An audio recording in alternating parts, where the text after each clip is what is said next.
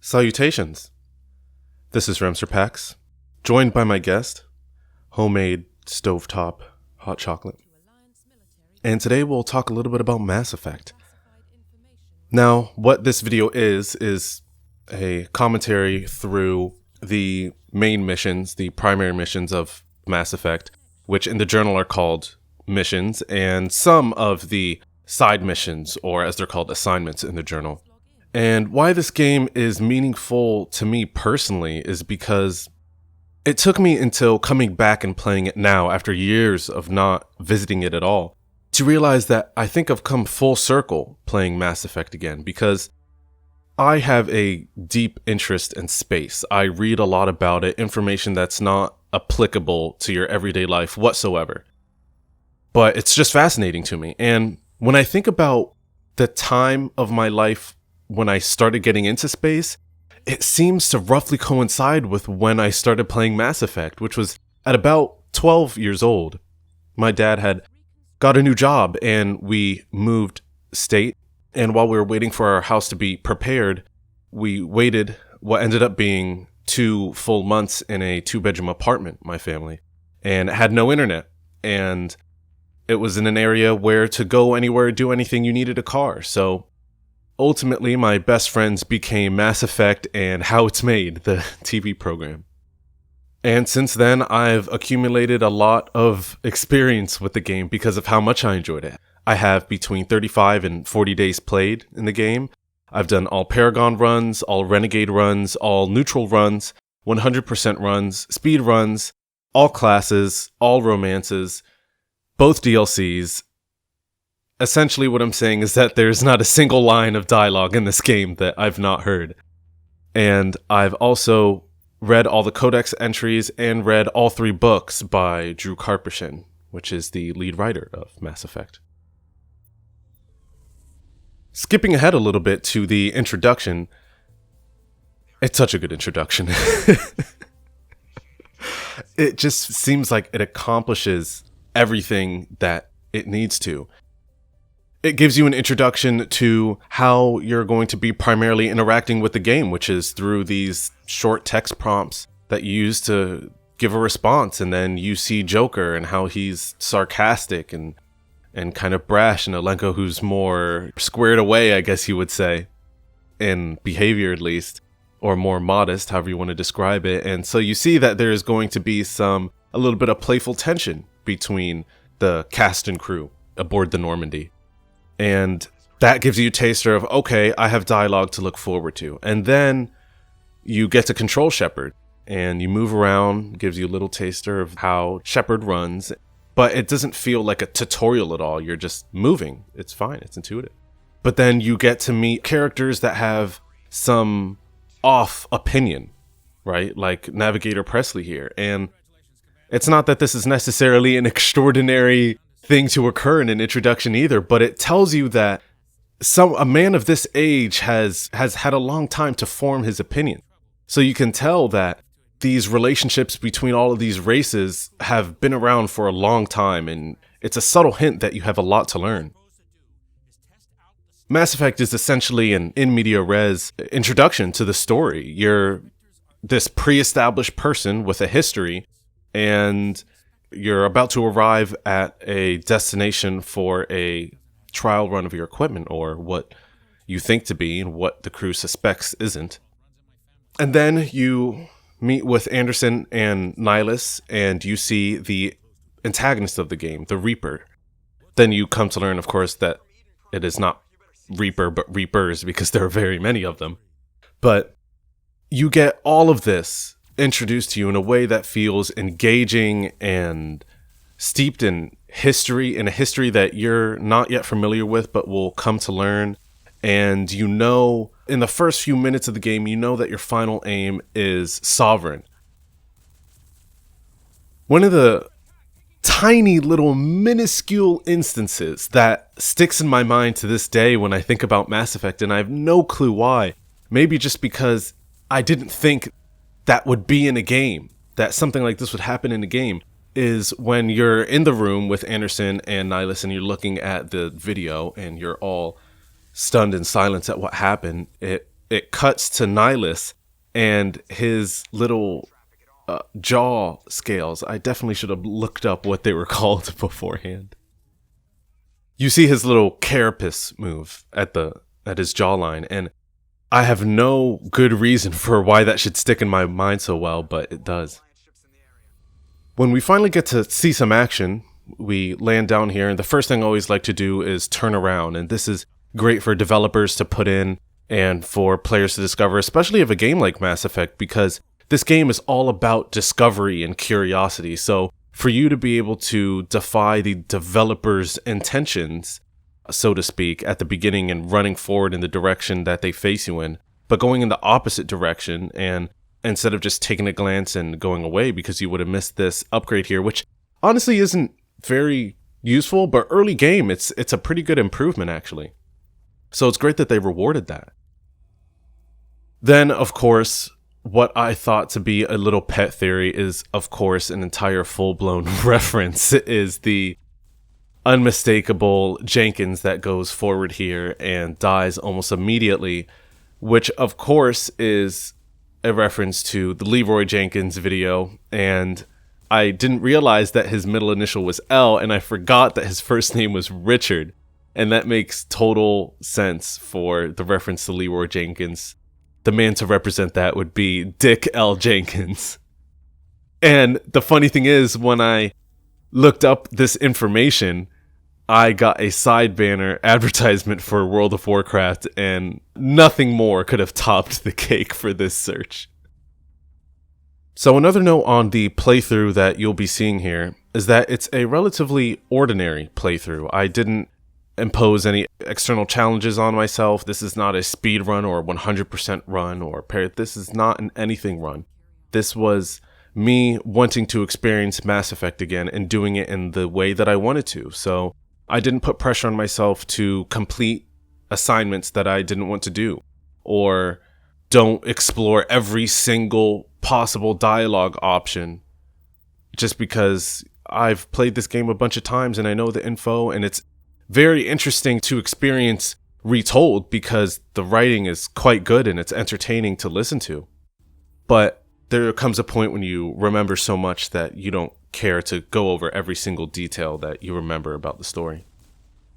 And I like how relentless Mass Effect is in its pacing, and I don't say that in a negative way. I know that might come across as sounding derogatory, that it's a relentless pace, events coming to you back to back, but that's not what I mean. I mean that you go forward and Jenkins dies and you have some introductory combat, and then right after that you come across Ashley and you get your third party member replaced, and it's just very efficient writing. It doesn't feel unnatural. You just saw the video that these people were under attack, and this is the woman that you saw in the video, and so it makes sense that you'd be seeing her, and it also takes no time to introduce a new character to you by immediately putting you in her squad. She then gives you information on the thing that you're looking for on this planet, and why you landed here in the first place after all, and it keeps the story moving. There's really no downtime in the introduction. Downtime, that is not something you would want in the introduction because you're trying to catch the player's attention. What does this game have in store for me? And I think Mass Effect really delivers on every front that you could imagine, because after this you are immediately given a charm or intimidate check. I go for charm to prove to you that, hey, stats matter in this game and you better take them seriously. This is not a game where things are going to get handed to you. So even though this is my umpteenth time playing through the game, I still take the threat of the game and put all of my first points from leveling up into charm so I can get the weapon from these people, these farmers out here. And then you witness Saren's insidious act, and you got the whole package right now. You know who the Grand Arbitrator is. You know that Sovereign is related somehow to everything here. You see that someone who once was a friend is now an enemy. So that gives you a clear idea of what the opposing force is in the game and gives you a single person to hate. So it's very potent. This isn't an organization. This isn't a group. It's a single person that you can keep your sights on, and that's very effective for defining what it is you should like and dislike in a plot. And you could say it's not nuanced, and maybe you'd be right, but I don't think it matters if it's entertaining. So you start to get into some real combat here with the Geth, and it's really a basic introduction to combat that you would see in any conventionally well-formulated video games that you're going to get an introduction straight away into the combat. But this is where I'll make one of my major points about the fighting in this game, is that it's not good, and everyone knows that, but that's not what matters. I think of the combat in Mass Effect like driving a manual car. That it's not doing anything fancy, but that's the charm of it in a way, is that the car is not doing anything that you don't tell it to do. And it's kind of a stupid machine, but it's reliable in that way. You know that there's no funny business going on. You know that if something goes wrong, it's because of something you did. If you stall the car, you weren't using your clutch and gas in the correct proportion. And in this game, it's the same. You can really only do one thing at a time. You're either panning from the enemy you just killed to the next enemy, or you're moving your thumb off of the left thumbstick to throw a grenade. And so you can't move at the same time as throwing a grenade unless you use a varied grip on the controller. You're shooting, or you're using powers, and the exception of one mapped power you can have. So it's very basic. You can do one, maybe two actions at a time. So it's not robust combat. It's not, but it doesn't matter. It's functional. It's very functional. But I say that in a way to compliment it the most, rather than to criticize it. I feel like it's never going to let me down. And I also feel like because it's kind of a stupid machine, it's one that you can get incrementally better at, and that you can almost achieve a mastery at in a way, because it is so simple and is so basic. With a manual car that takes you a few days to get down how to get the car moving and keep it moving, and then it takes a few months to learn your car and really get it to work smoothly. So somebody wouldn't even know that you're driving a manual because you're doing it that well.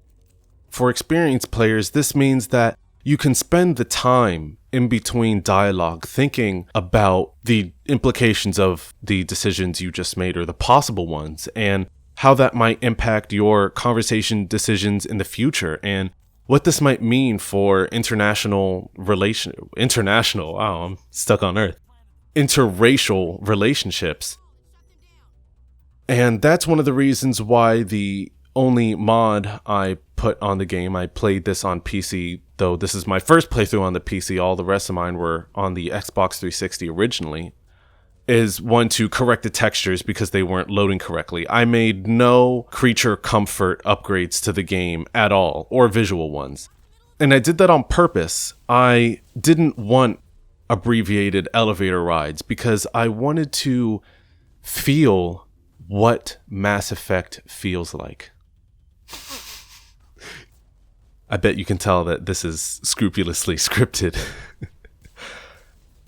You can feel the presence of all of the history that you are not privy to at the moment bearing down on your shoulders. Very early on in the game, you become a Spectre, and all of a sudden, you're one of the most revered and elite forces in the galaxy. And yet, as a player, you're barely into this game. You barely even know anything about the protagonist, because more information about yourself gets revealed to you as you talk to other people, which is also very fascinating. That gives you just one more reason to want to talk to people and say, hey, because I'm a famous person at this point, I'm a commander, which is a high rank, as well as then a Spectre, people know who you are. So if I were to relate this back to life directly, silence is a very important aspect of life, really. And that's come to me through personal revelation from making many efforts to reduce distraction from my life.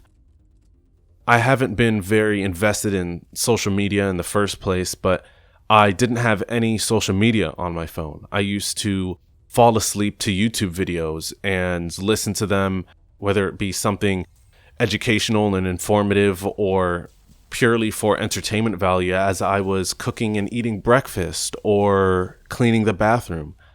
But then I realized that one thing I learned going through university is that the brain needs silence.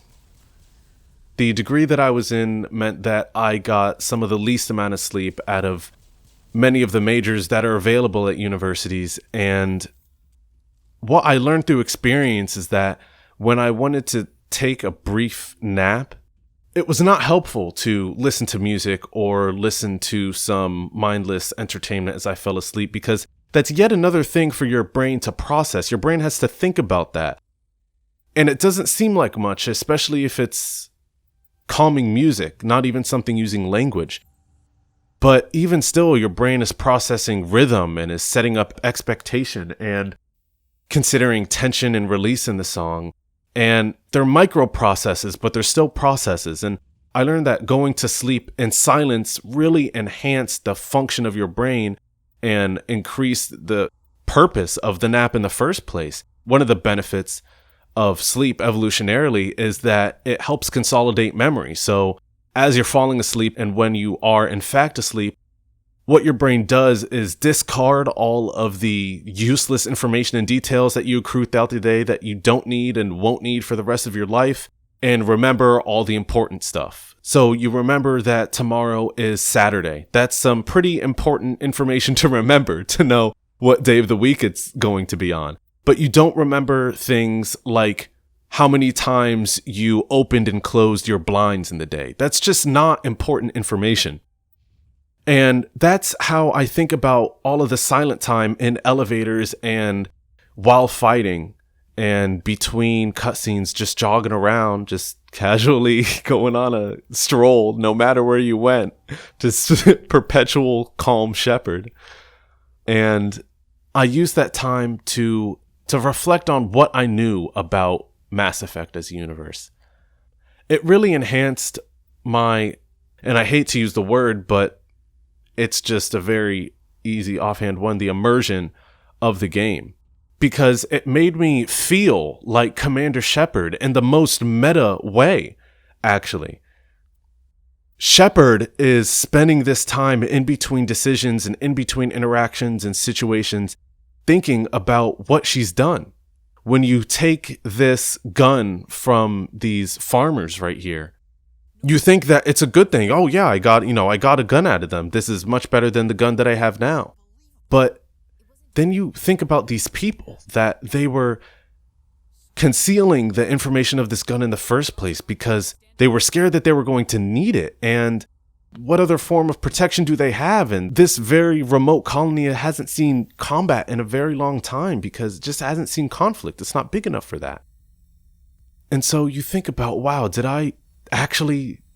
that actually a good thing, taking the gun from these people? I mean, I selected the charm option that was blue, but was that really good? Are these people going to be okay? Maybe I'm alone in this, but I don't think I am. I think other players think about this as well. And it makes the narrative of Mass Effect that much more engaging. And it doesn't matter what happens in real life. It's not like in Mass Effect 2 or 3, you meet these random farmers again. You never even see them later on in this game. You never see the ultimate ramifications of your decision to take the gun from them or let them have it. It doesn't matter though. It's the fact that you're thinking about it. And your thoughts about that ultimately reveal who you are as a person, or at least describe a portion of who you are. It describes your conscientiousness and your agreeableness and your neuroticism. Maybe you ruminate a lot about a decision that you made that's relatively trivial in scale, but you constantly come back to the thought and think negative thoughts. Whereas if you get over it real quick and you didn't give a second thought to taking these guns from these people and say, oh, why should they have it in the first place? They should have been forthright with this. We're soldiers here trying to protect them, and they're trying to keep information from us. So that's what I think is one of the strongest aspects of Mass Effect, is what it does in the mind of the player rather than in the mind of the protagonist. So I'm a little behind here, but I don't have much to say about Nihilus getting shot by Saren here and us discovering this, because it's not like Nihilus was a character that we cared about very much. We've only seen him for a few minutes on screen, and then it establishes Saren as the bad guy because he shot someone we knew. So it's all relatively standard and well set up, but it's not remarkable in any way that I don't think's worth really commenting on. So I'm going to go back to the husks that we just saw and that we fought for the first time. I'm a little confused why husks even exist, because what are they for? What did the Geth need the husks for? They're not really slaves or workers. They're not very good at fighting. I really can't think of any reason why they would spend the resources to do that, other than one idea that I have, which is that husks are present on sites that they Geth have visited once and then abandoned, so that there isn't as much of an evidence trail. Yes, there's the evidence of them being there because of these husks, but it's going to deter a lot of people from wanting to investigate the Geth behavior, or from trying to find where they're going by studying the path that they've been on and accumulating evidence. I think I just described investigation. I don't know why I did that, but it's staying in. So anybody who's going to go there to try and pick up evidence or see what's going on, if they're not skilled in combat, then they're not really going to want to risk going there. And then if it just becomes known that Geth always leave behind these husks, then it's going to take someone like a Spectre to continuously pursue this man, even though your standard military forces should be able to take on a husk, I hope, in the hundreds of years in the future that this takes place, that the Marines are equipped enough to basically handle inert zombies. There are lots of little discoveries like this that you'll find throughout the game where you don't really find them on your first time. So here we see Saren get grabbed by this, I guess you could say, and he has whatever experience he has with it. And then, of course, you later approach the beacon and have your visions that you have. And it makes you think about what each person sees, is what each, not even person, each creature, each organism that interacts with it, are they going to have the same experience? Because this is Prothean language that you cannot yet understand or decipher, so that's why it doesn't seem to make any sense. Later in the game, you do develop this through various means, but you don't have that at this moment. So I'm curious what Saren saw, because that actually might be critical to why he decided to follow Sovereign with even more intent, because Shepard couldn't understand it very well, and that's because of the language barrier. And even though it is a completely different species, maybe the language that the Turians speak is closer to the language the Protheans spoke, or is further away from it than humans. So you gotta wonder, what was it that he saw when he approached the beacon, and how did he understand this message from another species? And how exculpatory is that difference in message of his behavior? Because we have the opposition, of course, of Saren and Shepard, where Saren falls into the evils, and there's actually a line of dialogue that you can say at one point, I believe talking to Liara, where you can say that you feel bad for him. That's not an entirely invalid way to think. He was indoctrinated into evil, and that happens to people in real life, although it's not using electromagnetic signals going into the brain, but with more civilian methods, I suppose. People get indoctrinated in everyday life. But it is possible to feel bad for him because of that, and I'm sure it's not, but I think indoctrination in this game mirrors Alzheimer's in real life, because eventually you are controlled by a mind that is not yours. And that's what happens with indoctrination, and that's what happens with Alzheimer's, is that over time, the parts of you that you consider you start becoming someone else, and it's like you get to witness it happen. That's only my presumption, of course. It's unfortunately one of those things where it's impossible, at least at this point, because we haven't cracked the neural code yet, but it's impossible to get an account of what that's like. It's like being able to deduce whether there's an afterlife or not. It was like, well, you kind of need to die first to be 100% sure. Now, when I say exculpatory of his behavior, by the way, I don't mean that it could be the case that whatever he saw should have persuaded him that he should be as evil as he became to be. At least, maybe not exculpatory, but an explanation.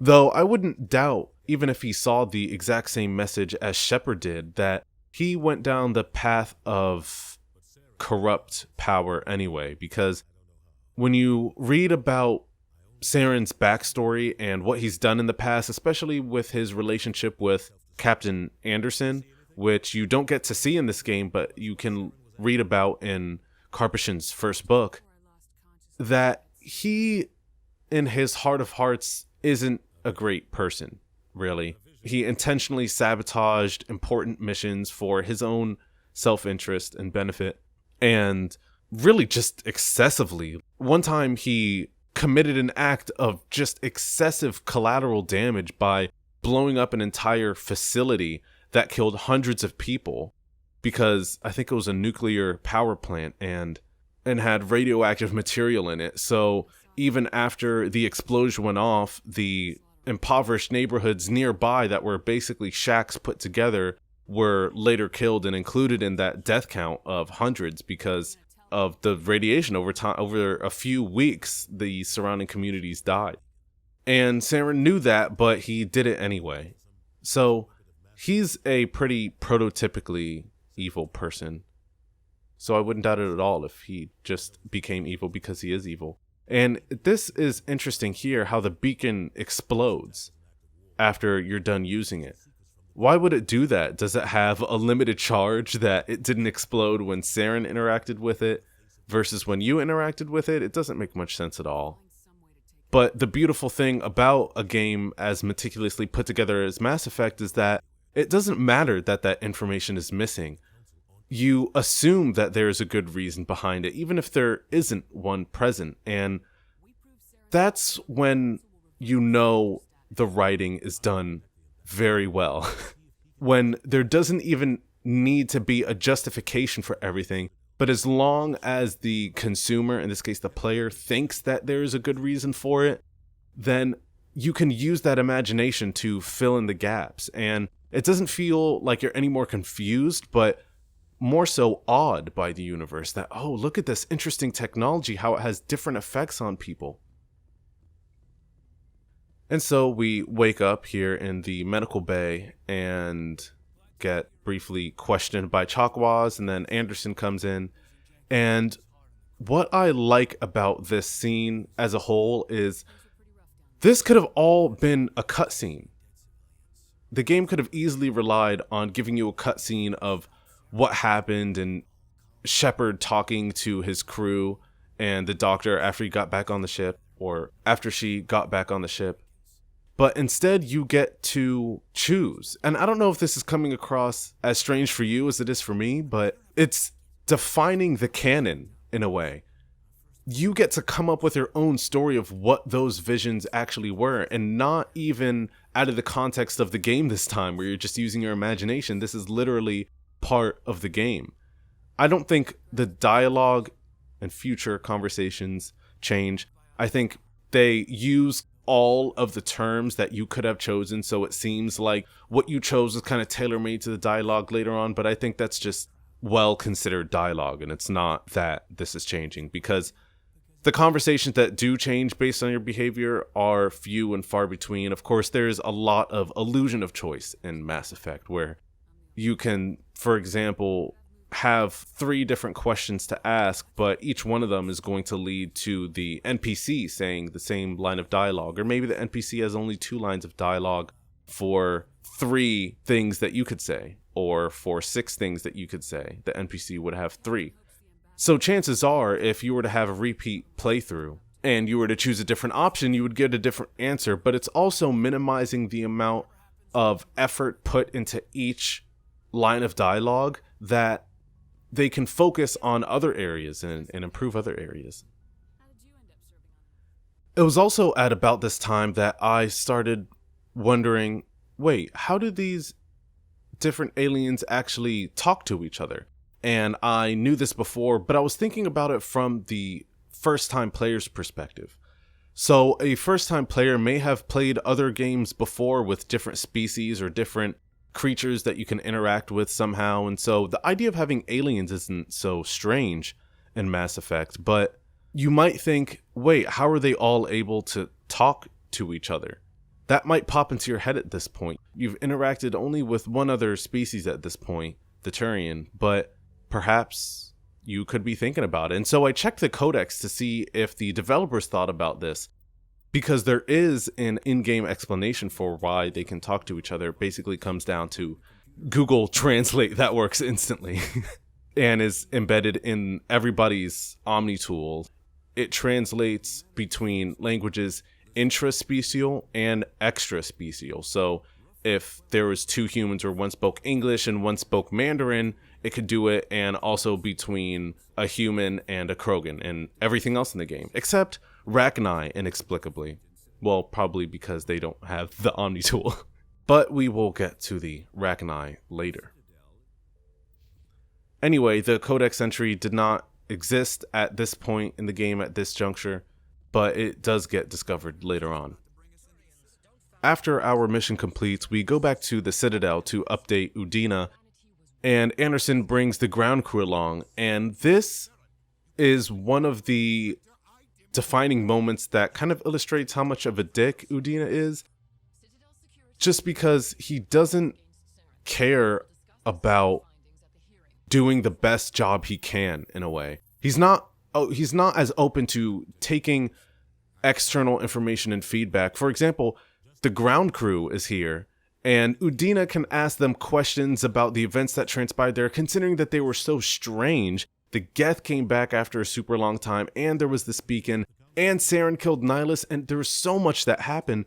And Udina just says, oh, I read the report. How in the world is that an appropriate response? Of course, if you are the human politician and you are dealing with interspecial relations, you want to have the best understanding of the situation that you can, and reading a report isn't the best way to do that a lot, because sure, you get the facts, you get the information, but you're not going to get the flavor of what occurred. And that's what's oftentimes one of the most important elements in understanding a situation. So he really dropped the ball here, and I don't know if this very subtle subversion on Udina's part was intended by BioWare. It is a defining moment that shows you the exact character that Udina has, or if not exact, at least gives you a better approximation of who he is. And that's why I think a lot of people come not to like Udina that much, because he comes across as someone who's very full of himself, in the sense that he doesn't think that anyone can do it better than him. And of course, that's not how good leaders lead. And he is supposed to be a leader. He has a very high position in government. Some people actually don't mind Udina, and I'm not sure what I think about the mental stability of those people, just because what does Udina have going for him? Yes, he's passionate about protecting human interests, but he doesn't play the game. You know, you can't just yell about how much human interests need protecting, considering they're just as equal as everyone else. You have to go about the situation where you deal with the council in a, I dare say, diplomatic way, so that you can get what you want without asking for it. And developing good relationships like that is how you get anything accomplished in the most successful way possible. Successful and pleasant for everyone, because the person who wants something is getting what they want. If it's done right, the person who's doing the thing is doing it in their own best interest as well. And so there's no place for any type of adversarial relationship at all. And that doesn't develop in the first place. Now here we get to have a pleasant chat with this man, this Volus named Din Korlak, and This is another one of those moments, just like talking to Navigator Presley, where you come to learn about the history between all of the different species, and you see that there is a lot going on that you are not privy to. And another thing that requires you as a player to think about what's going on is, are these individuals that are prejudiced, or is this a species-wide thought? Right? Do all Volus hate humans? Does this Volus hate humans? Does his family hate humans? Or at least not hate, but have a distaste for. And so it's hard to tell. I'm inclined to think that it's more individual based because you, of course, talk to other Volus that are perfectly pleasant, and you also speak to his Elcor friend over here that tells him to stop being as brash and forthright about these ideas without considering them more and thinking about the prejudices that he may have and how those might not map onto reality. So, because this is coming from one species to another, even though they are presumably friends and get along with each other to some degree, that he's trying to give counsel to his friend.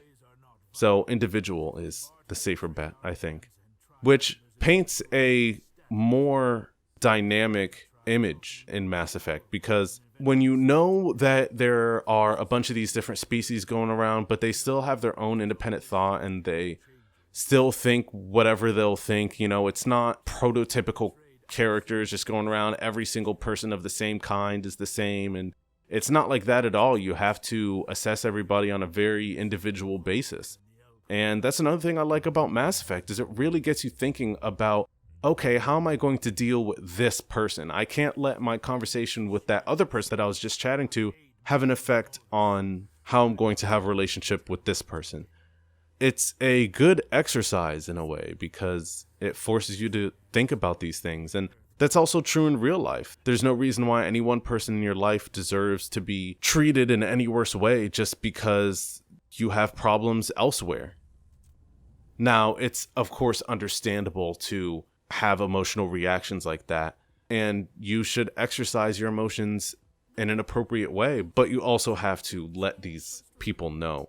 You have to be self-aware about it and say, you know what, this is something that is not related to you, and that has to be advertised to the other person.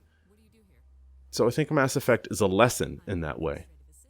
The amount of prejudice, in fact, in Mass Effect 1 is refreshing, and I know that's bizarre to say and probably unsavory, but I mean that in the best of ways.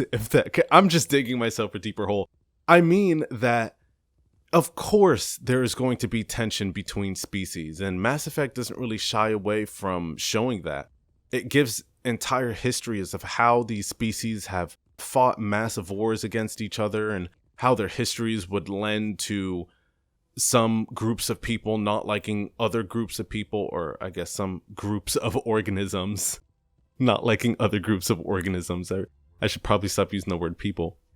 Although it may be okay, because multiple times in the dialogue, for example, you can be talking to Rex in the Normandy and ask him about the Krogan, and you can say, what happened to your people?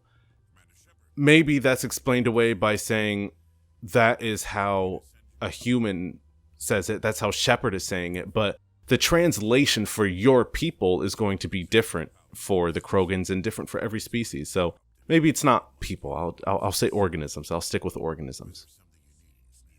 So we come here to the tower at the Citadel and finally talk to the council for the first time about Saren's actions, and of course they're very unwilling to jump on your boat and support you, and the minimal, frankly, evidence that you have against Saren.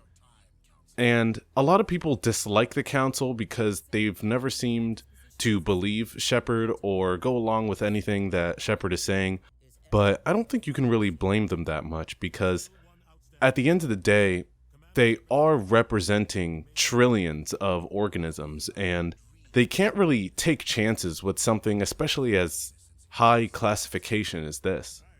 So of course they're going to want to abide by the strictest standards of evidence, and that's totally understandable. Of course it's not ideal for us in this moment, inevitably, I do think it's for the better that they denied our accusations, because it would, I think, show their flippancy if they were to suddenly believe us on our first encounter with Saren and discovering new things that we didn't expect to discover. There are just too many unknowns and too many weird things, essentially, happening that muddies the whole situation and just makes it very difficult to arbitrate in the first place anyway. Of course, following our encounter with the Council and Saren's holograph, we get an opportunity to talk with Udina and Anderson about the whole situation, and we also get to talk to Anderson about his past a little bit. And I've always found Anderson's history very interesting, and I found it even more fascinating when I was reading the first book, because it really details how he came to be where he is, and I'm not going to cover all of that now, and instead going to talk about something much more pedestrian in nature, which is the importance of ambient animations for characters. I think these ambient motions can go underappreciated because it really takes looking at a game with no ambient animation, like Shenmue, where the characters are cardboard cutout still for a lot of the time. And it makes everything just feel so stilted and unnatural. It almost makes it undesirable to witness and to play. And putting in that little bit of effort for a character slightly swaying back and forth, or has a little movement of their head, or small little actions like that, really make it much easier to meet the game halfway in your suspension of disbelief. And so if you can, in a game like Mass Effect, where you're going to be talking to humans and other creatures, see that they are going to abide by how humans would typically act in conversation like this, then it'll be easier for you to believe other things that occur. So what I'm saying is that it's one less mistake that has to occupy your mind when you think about everything that is Mass Effect. Because it would be a shame if you said, oh, it's a great game, but conversations are kind of weird because there actually aren't any ambient animations on the characters. It would be something that you point out if you're talking to a friend about Mass Effect. Maybe you're recommending the game, or maybe you're just discussing it. Now, of course, when you don't have the biggest budget in the world, you can create some ambient animations and limited options. And so you do see the characters in Mass Effect cycling through a lot of the same animations. Of course, there's the famous fist in the hand, and then there is the arm striking through the air, and then there is walking to the left and then back to the center. And of course, when somebody leaves, how their eyes move before their head does, and then they go and leave off the screen and then disappear. And so, of course, you do have those ones that are repetitive, but I think it's endearing in a way. It's almost like, oh, which one am I going to get? So because you recognize them and because you know the available actions that a character is likely going to take, it's almost like you're listening to what they're saying, and based on the context, you try and predict what kind of bodily animation they're going to use next. I do like it.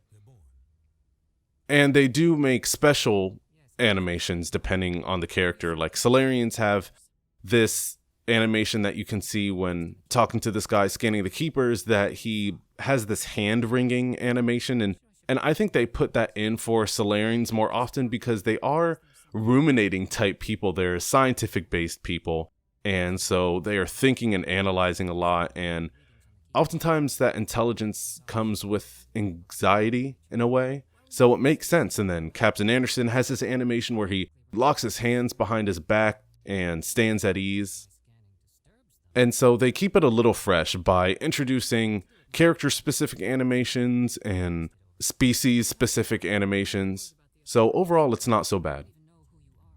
And in here is where we get our lovely introduction to Rex. And this is what I think Mass Effect 1 did a lot better than Mass Effect 2, because in Mass Effect 2, you're chasing characters from a dossier, and so you're visiting them in entirely contrived situations necessarily because you're going out and searching for them, and then you have to find them doing something.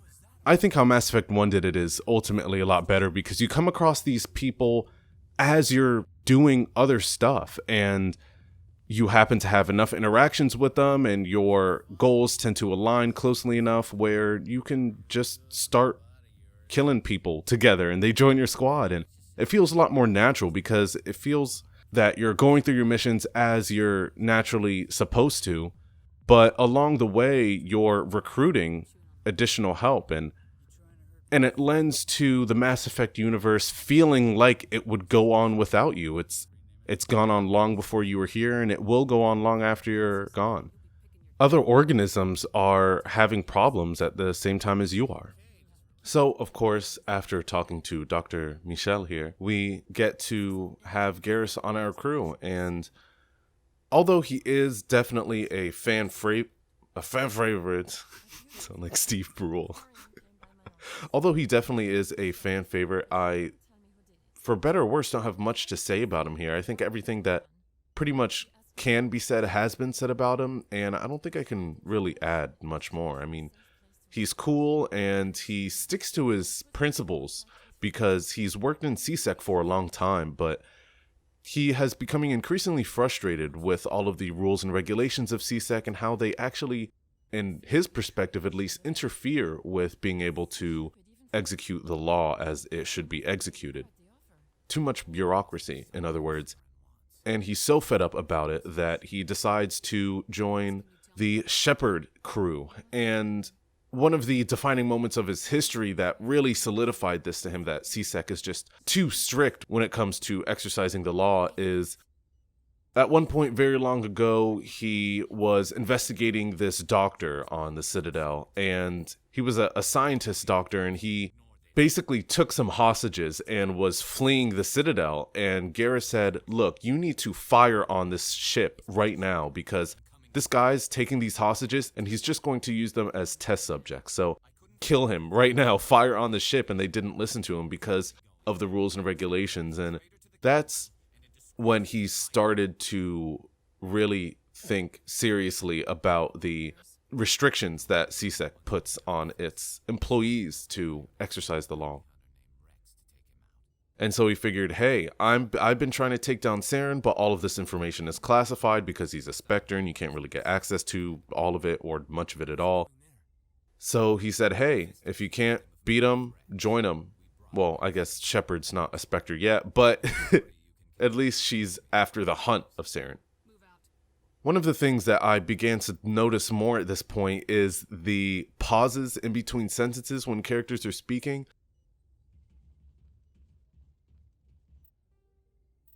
It doesn't really happen so much with Shepard because you get to pick the option that you want to say. But for other characters, it seems like they have to load what they're saying. And so there are periods in between sentences that are just seconds long that they're taking as breaks. And is it bad? Maybe. I don't know. It doesn't really bother me that much. In fact, it makes it more endearing. And maybe that's just my nostalgia, or maybe that's just I have the mere exposure effect to Mass Effect, and just because I have so much experience with it that I come to see most of the game as endearing or as not bad, even though it is a detriment even in some small way. And it is a detriment in some small way. You shouldn't be waiting around for dialogue when it's not something that the character is speculating about or in deep thought, that they're just in between sentences. And you should waste the player's time as little as possible. The player shouldn't be really waiting around for something like this. It's not worth it. So would it have been a good deal to optimize it more? Yeah, but at the same time, it's also not that big of a deal. But you could say that it is a big deal because really much of Mass Effect is dialogue, and that's what really the game is about. So if BioWare were to put their time into anything, it would be into making the dialogue as smooth and as robust as possible, instead of focusing on extracurricular aspects of the game. But ultimately, it's not so bad because it doesn't happen too often, and when it does happen, the stutters don't last for too long, or at least too long to be a huge bother. At some point, it's like, hello? You kind of have to knock on the door to see if anybody's there. At least you're thinking that in your head. And of course, shortly after that, we come down here to CSEC and we meet Rex and he can join the team. So Rex is actually one of the most useful people to have on your team because he is the class of Vanguard. He has Biotics and Soldier, which is the class that I chose, but he's much powerful. So because he's a Krogan, he can wear heavy armor and he can use assault rifles and shotguns. And so he's essentially the better form of the Vanguard that you get to select. He is incredibly useful. In this playthrough, I essentially turned him into a tank.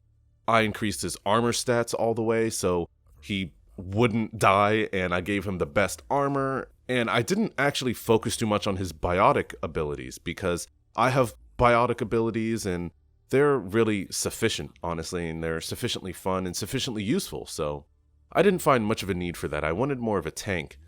And that's the role he fulfilled. I didn't end up using him for the whole playthrough.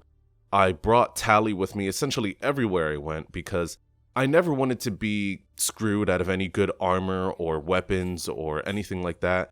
The stats that I maxed out or heavily invested in at first, the most were decryption and electronics. So that no matter where I went, I was never going to not be able to access a crate or a weapons locker or anything like that.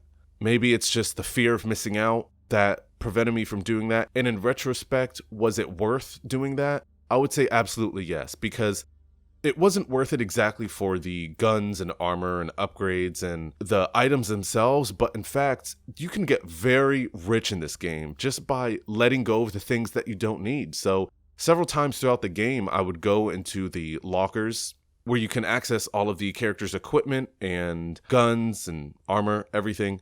And I would equip all of my people with the best armor, best guns, best upgrades so that I can go into a store and sell all of my crap and not keep any upgrades. That can make you really rich. And at one point, I actually broke the 2 million credit threshold because of doing that. And that allowed me to buy the Spectre grade weapons probably about 3/4 way through the game, whereas other players aren't able to do that until the second playthrough because they're not as scrupulous about saying, hey, if I don't have this particular item equipped, whatever it is, then I don't need it. I have that urge too. I want to hold on to something just in case I need it. Oh, just in case it'll come in useful at this period of time. But frankly, this isn't the type of game where you need to be constantly switching out your upgrades or whatever you have on your guns because it's just not. You don't really need it. As long as your team has the best equipment at the time and you're playing the game scrupulously and you're not just total trash, which I know it might not seem like that at some points during this playthrough, then you don't need to think about that so often. So I just sell all the crap and you can get really good armor and Spectre weapons. So that's why Tally's useful. And it's not just that. Being able to use something like Sabotage where you can damage enemies and unequip their guns, super useful. There are some enemies in this game where you don't want to go against their tech and biotic abilities, so you can disable those. Tally's very useful, and if you give her the best weapons and best armor at the time, and you actually give her upgrades on her guns, and you make sure that she's able to stay alive, then you really don't have to worry about her dying because she is pretty weak. She can really only wear light armor, but that's not such a bad thing. I basically always had Tally unless I knew there was a time where I really wasn't going to need her. Other than that, I swapped out between Rex quite often, Garrus at the beginning, but then not as much because he had tech, and if I had Tally, what was the point? And Liara I used a lot as well. Now that we've come here and have started to fulfill Rex's other contract, I suppose we'll say, we come across Fist and fight him finally, and it's actually impressive. He's wearing Colossus armor, which he must be raking in the dough if he's able to afford Colossus armor, because that's the Colossus heavy armor, which is very expensive, so, he's doing quite well. And I actually like that he's wearing that because it establishes his character where you were able to overcome him even though he had really good armor. Even though you won't necessarily know that this is really good armor if this is your first time or even second time playthrough. You can tell that it's probably quite good because it's all black with red highlights, and that's a power play. That's a power play, so you can tell that the armor is serious business. But overall, Fist is a relatively boring encounter.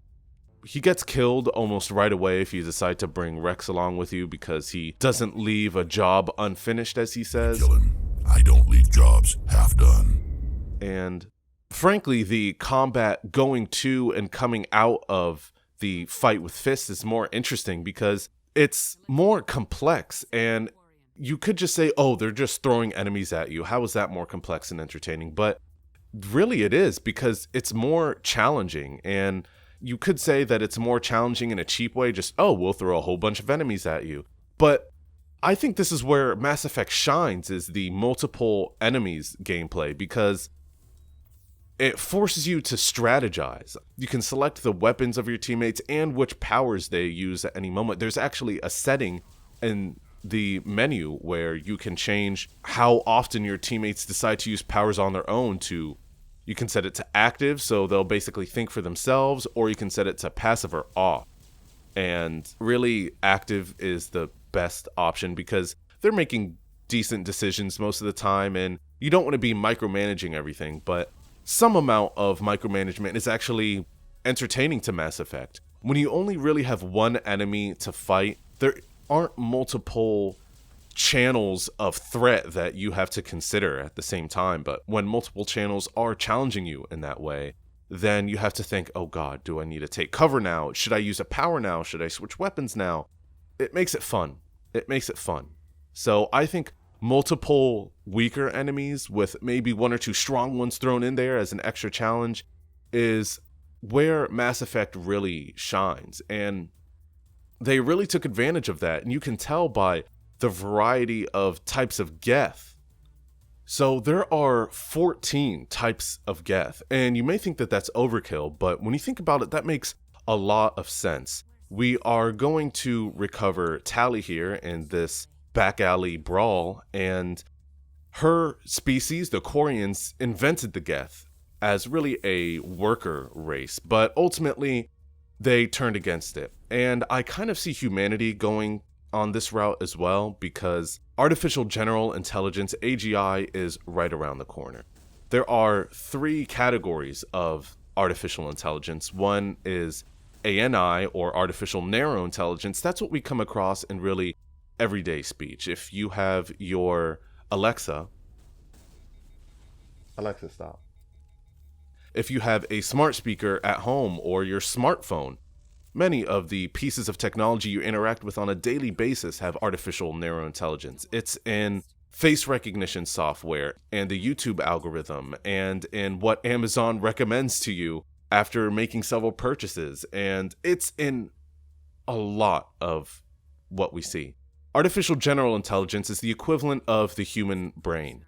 And that's probably going to come around within the next couple of decades. And why I say I see humans possibly going down the route that the Quarians went down is because I can see us saying, hey, we have artificial general intelligence. Let's try and put these to use. And if they are not sentient and cannot experience negative emotion, then it wouldn't be immoral to make them into a worker race.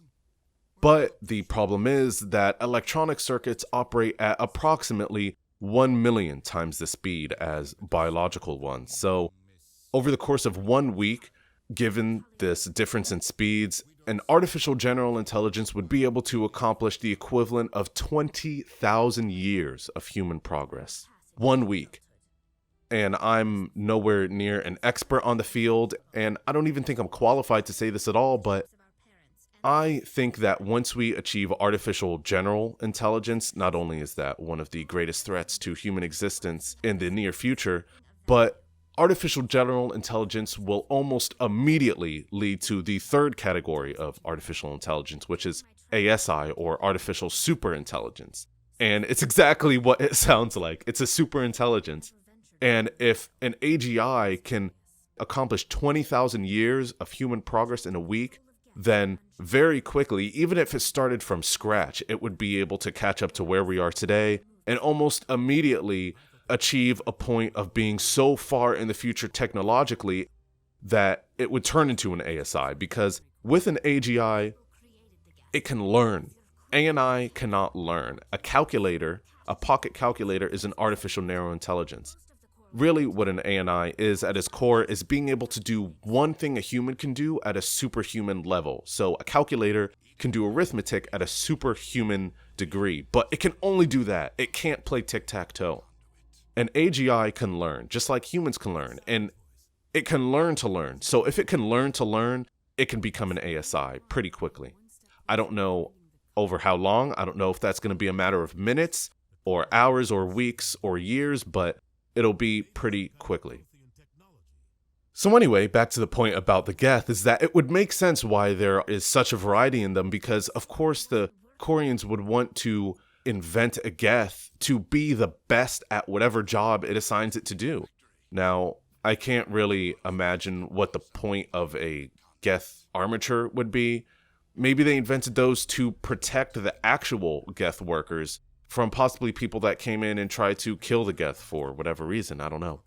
But it lends to great gameplay in Mass Effect because you can always be topped, and it makes sense because it's not an organism, it's not organic, so it's not bound by seeing a variety each time. For example, you come across a few different Krogans. Some of them are better equipped than others, some of them have biotic power, some of them don't, but there can only be so many variations. But when it's a robot, you can really make as many different kinds of robots you want, and Mass Effect really takes us to its advantage. So as you're going through the game, you're always being topped and rivaled by a Geth that is stronger than the one that you had previously come across. It's very effective, and it doesn't seem to break the lore at all or do anything to shatter your suspension of disbelief. We come across Mr. Bhatia here, and I really like this as a side quest. It's not very involved. It only requires you to talk to him, talk to one other person that's a 45-second walk away, and then talk to him again. And I like it for the same reason why I like much of Mass Effect, because it makes you think. It makes you think about moral problems like this. And if you really put yourself in the shoes of Shepard and you try to make the best decision that you can, the game becomes that much more engaging. You can't just play Mass Effect as just another game that you play to get the best outcome. Much of the joy and entertainment value in Mass Effect comes from meeting the game more than halfway, putting yourself in the shoes or in the boots of Shepard and thinking, wow, if I want to have the best impact on the universe that I can and the best impact on individuals that I can, what should I do? Now, I decided not to finish Mr. Bhatia's side quest because I didn't feel like it, but I like what the side quest does, what this assignment does. What it is his wife was fighting and got killed, and they're keeping his body even though he wants it, because any person who has a spouse that died in combat, of course, wants their body back, but she died by the hand of Geth in a way incongruent to really any other death that's happened before, so her body can be used to improve defenses against Geth in the future. And of course, it'd be best to save millions of lives in the future, but maybe you have a soft spot, and it's good for individuals to have their closure in a way. But of course, receiving your loved one's dead body may not bring you the closure that you think it will, and in fact, that closure comes from within.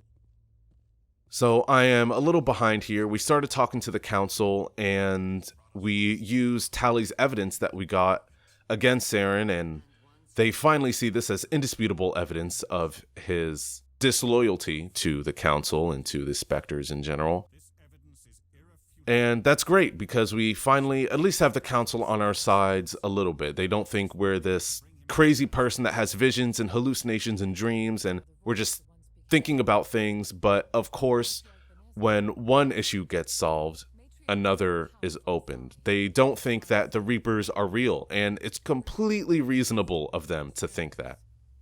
But it's just yet another obstacle for us to convince the council of, and it takes us to the end of the game of them either dying or us saving them for them to really realize that, hey, this is a real thing, and Sovereign isn't the only one, and we really need to be worried about this. They don't think that the entire game. And again, totally reasonable. We know the truth, but they don't. And one thing that I wish were, maybe I don't wish it were different literally, but I wished it were different when I was playing the game, how many of the responses that you can give, even the option on the top of the dialogue wheel, the most paragon or the most nice option or the most agreeable option, a lot of times doesn't exemplify the best way to have a conversation with someone in order for them to come to believe what you're saying. And that's understandable from the perspective of Shepard, because she's just a soldier that has seen a lot. And so it's not like she would be the best person at communicating ideas to someone else to get you convinced. But at the same time, it kind of is, because if you're a commander in the military, you probably have some experience in being able to, say, describe a mission to your subordinates and say, hey, this is what we're going to do. It'd be able to explain it simply and be able to explain why it's important. Now, of course, not all leaders in the military are as conversationally scrupulous as they should be, but you would think that this far in the future, there would be best practices later on about how to deal with subordinates and communicate ideas with other people. But inevitably, there is no solution. Sun Tzu wrote thousands of years ago about how to be successful in battle, yes, but also how to manage subordinates and manage leaders. And those concepts are still being talked about to this day, and books are still being written about it, and conferences are still held about it, and speeches are still given about it. So it's also not totally ridiculous to believe that these problems are had in the future as well. Now we become a Spectre, and the game really opens up for us. One thing I wish about becoming a Spectre is that the Codex entry appeared after this point. The Codex entries aren't really put into the game as logically as I would hope for them to be. For example, what I mentioned earlier about, hey, maybe a first-time player did think, how can I talk to these aliens, and try and look it up in the Codex, and that information isn't present. But at the same time, you get spoiled, because in the text descriptions for how you can upgrade yourself and your stats, mentions Spectre status before you can even become a Spectre. And I think that's the wrong way to go about it. I'm not saying that that upgrade path shouldn't have been present at all, but at least that text should have been concealed until you become a Spectre, so that it isn't spoiled for you. But it really is not that big of a deal in the grand scheme of things, so it's alright. So after speaking to Udina and Anderson here, we finally get to board the Normandy as our own ship and use the galaxy map, which is a fascinating first experience in a game. It's just so beautiful. And we see the Citadel here, and we zoom out, and we see the star. And this might seem inconspicuous here, but the star's presence here is very strange, because not in terms of its proximity to the Citadel, but because there's nothing around it. There are plenty of stars that don't have planets around them, but it's weird that this has nothing. So, one, it's weird that it doesn't have any planets around it. Two, it's weird that it's only one star, when in fact 85% of stars in the universe are part of a binary star system. That means you have two stars spinning around each other. And that seems shocking, shockingly high. You would expect most stars to be lone wolves, so to speak, but it's not. And the final thing that's strange about its isolation is that it doesn't even have an accretion disk around it. So you could argue that because this is in a nebula, it's a new star, which if it were a new star, it would be more blue than yellow, and this appears pretty yellow. As a star gets more red, it gets more old. For example, our star, Sol, of our local solar system here, has a stellar classification of G2V, and that means that when it dies, it's going to turn into a red giant. And that's going to be in about 5 billion years. So the older it gets, the more red it gets. And the younger it is, the bluer it is. But this star is pretty yellow. So it's not even a new star. But considering it's not a new star, it should have at least an accretion disk, which is the predecessor to all planets. Stars start off with an accretion disk around it, and then that dust clumps together and makes protoplanets, and then that makes planets, and then it goes on. So the star is a little strange, but it's okay. You can't expect everything to be as perfectly realistic as possible. And what's beautiful about using the galaxy map is just looking at it. It's just amazing to see the galaxy. This is our galaxy. And we're in it. We're in it. We're over in the Orion Belt. And it's humbling in a way, where you get to see the size of the entire galaxy like this. Of course, we will never be able to achieve interstellar travel like this, and if we do, it's definitely not in our lifetime or in any lifetime in the near future. The nearest star to us is called Proxima Centauri. It's actually a binary star system, funnily enough, closest to us, and it's 4.3 light years away. The fastest spacecraft ever created, which was not even manned, going at its top speed would take approximately 18,000 years to get to that star. And of course, as scientific and technological progress becomes faster over time, exponentially so, even still, it's going to be very difficult to get to other star systems. Other planets, sure. Mars will be there within our lifetime, at least within my lifetime. I don't know how old you are. You might be a geezer. But we're definitely getting to Mars in my lifetime, especially now that we have private businesses putting people into space. That is a huge deal.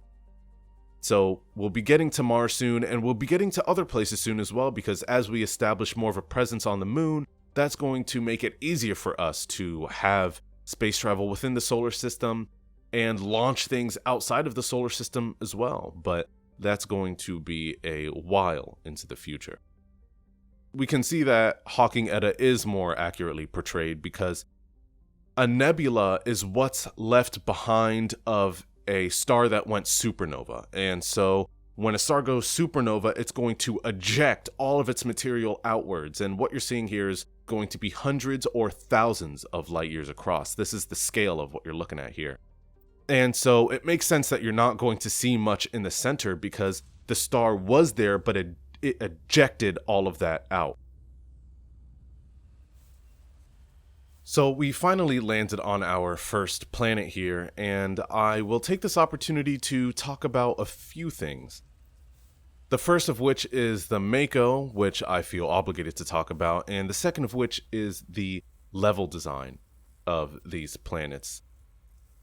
Now, first things first, the Mako. So many people complain about the Mako, so many people dislike it, they think it's floaty, they think it's not controllable, and those are both true. I'm not going to negate that those statements are not true. But that doesn't make it bad, and I enjoy using the Mako. And it's actually fun, and it's not so bad to use. Also, oh my gosh, look at this. This is another thing I love about Mass Effect. Freaking gorgeous. This is the most tantalizing thing I've ever seen. When you read the description for this planet, you can discover that that huge rift that you see close to the equator, kind of on the bottom half, is not natural. In fact, it is artificial, that it was a huge round that was fired at a glancing blow to the planet, and it literally created this huge rift. Crazy, absolutely crazy. Anyway, the Mako is not bad. And it's not difficult to use once you get used to it. I feel like the case is that a lot of people start using the Mako, and because it's kind of wonky to use at first, they kind of abandon it and they discard it and say, oh my gosh, this is horrible. And they never want to learn how to use it properly. But once you do learn how to use it properly, it becomes so easy. It becomes so easy, it really does. And you can do things with it that would be more difficult to do with a more robust vehicle, I guess you could say, or a more tightly controlled vehicle. You know, if you had something like the controls from Mario Kart Double Dash while trying to explore these planets, I don't think it would be very fun. Having controls that tight would not be entertaining. And in fact, it would hinder your ability to go over the terrain that's available on these planets. And maybe it's a self-fulfilling prophecy. Maybe it's that because of the terrain, the Mako is the best thing to use on it. And trying to say, oh, any other system wouldn't work is valid only because the terrain was designed with the Mako in mind. And I wonder what the development process was like. Mass Effect was created by a team of just over 100 people. So definitely there were different people doing the level design for these planets you can land on, as there were people programming how the Mako was going to be operating. So of course that happened. But I wonder which one came first, or which one had more influence. Did the level designers make all the planets, and then the people that designed and programmed and detailed the Mako tailored it to how the planets were built? Or was it the other way around, where the Mako was developed pretty early on, and then the level designers came in afterwards and said, hey, let me just design a planet that maps onto how the Mako controls? Now, coming to my second point about the level design of these planets is that you can tell they were all really considered. So each one has a path to follow, and you can choose to either follow that path or not follow that path. But when you don't follow that path, there's often going to be tall mountains or some other kind of geographic features in a way that are going to prevent you from traversing that terrain easily. But there is actually a suggested path, and when you look at the big map, you can tell that there's a path laid out for you to get to each individual thing that's marked, whether it's an anomaly or whether it's the base that you're supposed to assault or whether it's debris. And so you can tell that although these planets do look pretty basic, they are at least designed. You can tell that it wasn't just randomly, procedurally generated, that a human went in and designed each one. And another thing that contributes to the planets looking pretty basic is that a lot of the time you can tell that there's a very simple algorithm in place for determining what each surface looks like.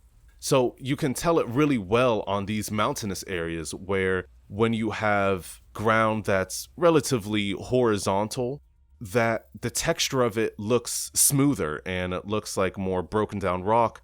Then once the angle of the terrain exceeds a certain limit, exceeds a certain number, then it's going to change that texture and it's going to make it look more rocky or make it look a slightly different color. On other planets, you can tell that the horizontal surfaces are going to be more grassy and the vertical surfaces are going to be more rocky. And this is very simple to do. You really only have to go in and assign each range of angles to a different texture. It's as simple as that. It's one of the most basic things that you can do. You can say that, oh, okay, if the angle of the ground is no more than 10 degrees off horizontal, then it's going to be grassy. If it's in between 10 degrees and 30 degrees, it's going to be slightly rocky. If it's 30 degrees to 50 degrees, it's going to be very rocky. If it's near vertical, it's going... So you can really customize that very easily. And that's what makes the planets look relatively plain, is because that's the method that is used for all of them. And of course, they change. There are some icy planets, some grassy ones, some rocky ones. And over time, I've come to appreciate them more. I've come to land on each planet and not say, oh my gosh, this is the same as the one before. It just has a slightly different environment to it. I love how lazy I was here, by the way. I made that tiny adjustment to the Mako, so I had to run for 0.5 fewer seconds once I exited the facility so I can get back into the Normandy, which that actually ended up backfiring, as we'll see once I leave the facility, but we can witness that later. So although it's a relatively simple way to craft these planets, it's pretty effective. It means you get to produce a lot of them. And in this case, it's a quantity over quality thing here. You get to put a planet in each system that you get to land on, and that there are things on there to discover, but that means that you can't have too many of them. And I actually prefer this. I think it's better that they went for quantity over quality in this case, which I'm very unlikely to say in very many other contexts. But I believe that in this case because Mass Effect is about experiencing the grand scale of the galaxy and being able to go into every single star system and for there to be something there for you to discover and land on and go around and see something there, then I think that's great. Even if what you discover there isn't really that interesting, you can land on a planet and all you'll find is some silver ore and a Turian insignia, but it's okay. That's really my summation of that, is that it's okay. It's okay that you don't really find much on several of the planets because it's about going there and reading the planet description and seeing what that planet is like once you land on it. But I will admit that it can get tedious. Like I said, I have done multiple 100% runs of this game, and it doesn't take very long to get tired of landing on a boring planet and scraping the entire playable area of that planet, finding everything that's there, because it's not that titillating. It's one of those times where you just put on some music in the background and just kind of chill out. But I have to say that Mass Effect, in the trilogy at least, isn't alone in this, because this happens in Mass Effect 2. I also 100%ed that game, and that meant depleting every planet of resources. And that is just as tedious as it sounds. Not to say that Mass Effect 2 is a better game, and that goes to prove that it's okay to have it in a game, because Mass Effect 2 is not a better game. I'm just going to put that on the record here. I'm putting it on the record. Mass Effect 2 is not a better game. If you think otherwise, maybe you need professional help. I don't know, but I really can't. I'm not going to get into it.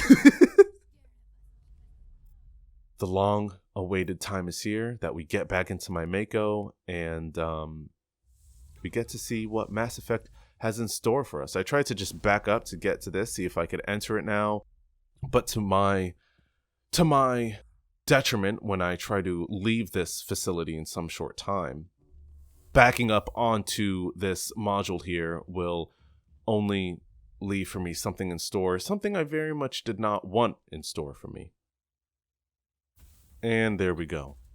I get to experience Mass Effect in a very different way than I have before. And I wanted to let this keep going and just keep going and see what would happen, because I seem to be getting further higher. I wonder if there's a ceiling, or if I would not get any higher, or if at some point I would just shoot up into the sky. I was very curious, but I was noticing that my Normandy was getting increasingly and rapidly damaged as this was going on for whatever reason. So I knew I had to return the Normandy before I died and had to repeat what I just did for my last save point, and I didn't want to do that, so I just stopped it. But it was definitely fun while it lasted. So I'm going to fast forward to me fast forwarding through me getting the Mako through this rubble here. Now, this is definitely not intended for you to do. You're supposed to get out of your Mako and then proceed on foot from here on, but if you are skilled, patient, and handsome enough, you can actually get through. And considering I haven't done this in quite a long time, in years, it took quite a bit of time to get through, but it makes the following section so much easier. And it's not even about making it easier. I just wanted to test it again to see if I could do it, especially because I played this game on the Xbox 360 originally when it came out, and I wanted to see if for the PC release, if they patched anything like this, or if they literally just ported it straight over. And I don't know what they did or did not fix, but this is definitely not one of the things that they made any adjustment to.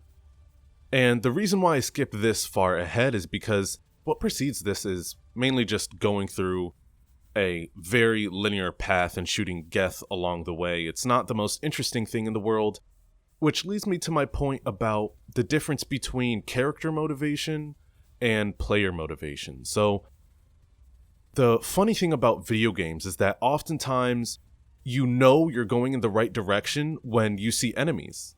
If you've played a lot of video games, that just seems obvious to you. That, well, yeah, if I'm going down an area that seems abandoned and vacant, that probably means that I'm going the wrong direction. So I need to search until I find some enemies or some obstacle.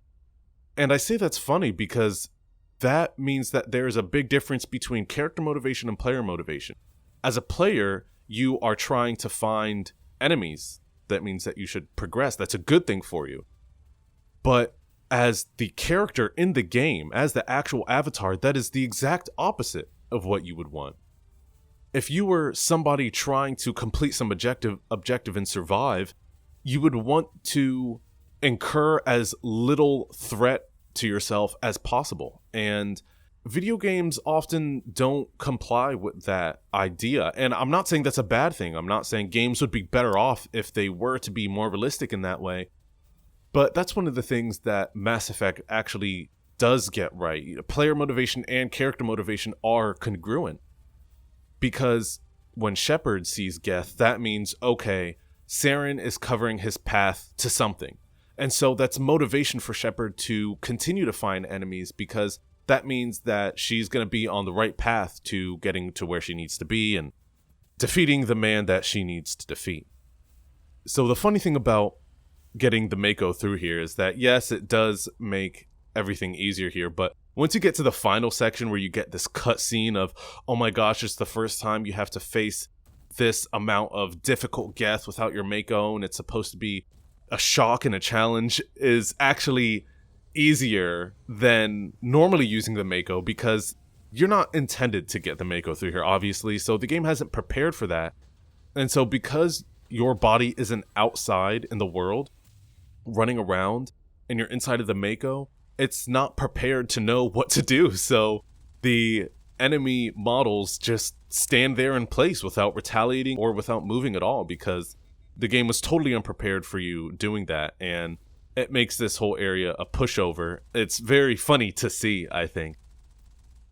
And it's not like you're disservicing yourself at all. It's not like defeating them with your guns alone is going to bring you some benefit that you otherwise wouldn't get. So it's not really significant in the first place anyway. So after we slog through some additional Geth and we have a brief conversation with Liara, we get to participate in this minigame to activate the mining laser. And the hacking minigames are different on the PC version than they are on the Xbox 360 original version. On the Xbox 360, every hacking sequence used a combination of the 4 face buttons, A, B, X, Y, and they got progressively faster based on what the difficulty of the hacking was. So when it comes to this mining laser, though, it has a different hacking minigame than everything else in the game, which I think is interesting. I think it's cool. You get to have this unique interaction with this object in the environment that's different than everything else, so it makes it feel more special. The downside of it, though, is that I wish this were the hacking game that were used in every opportunity for hacking, because I think it's just a lot cooler and it's more engaging. It's like a Simon Says done at your own pace, where you have to remember the input of the one before. It's like that game you play with friends where one person starts a sentence with one word and you go around the circle of your friends and each person has to add a word on to what was previously said in a way that makes sense in a sentence, obviously, while repeating everything that came before. So it gets increasingly harder the later on into the game that you get, because remembering 3 or 4 words is easy, but remembering 15 words, not as much. So that's what I like about it. It's like Simon Says at your own pace. I think it could have implemented an element of time if this were to be used for the rest of the hacking minigames, because the other minigame that's used where you're this little arrow and you have to avoid rectangles revolving around this centerpiece is not that interesting to me. And a lot of the times I did it just because I wanted to be cheap and not use Omnigel, but it's rarely worth it. It's not that entertaining, but if you had this one where there was this little element of memory in place, I think that would have been more fun, more engaging, and more sustainable as an interesting hacking minigame rather than this thing where you just gotta press A a bunch of times to get past these rectangles. It's not the best, not the most engaging method.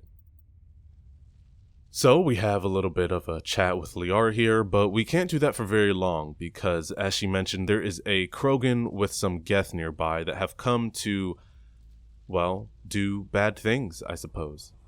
And I actually like this battle. I like it because it's more of a challenge than much else of what we've seen so far in the game, where you have this Krogan that has a lot of health and can deal a fair bit of damage to you if you're not careful. And then you have the grunts surrounding him, which are the Geth that, of course, mainly act to distract from the main threat, but it's something else to consider. And this is exactly what I was talking about earlier. This is one of the best early game combat encounters because you have to think about this strong Krogan possibly charging you at any moment like he is right now, and also managing the other Geth that are in the area.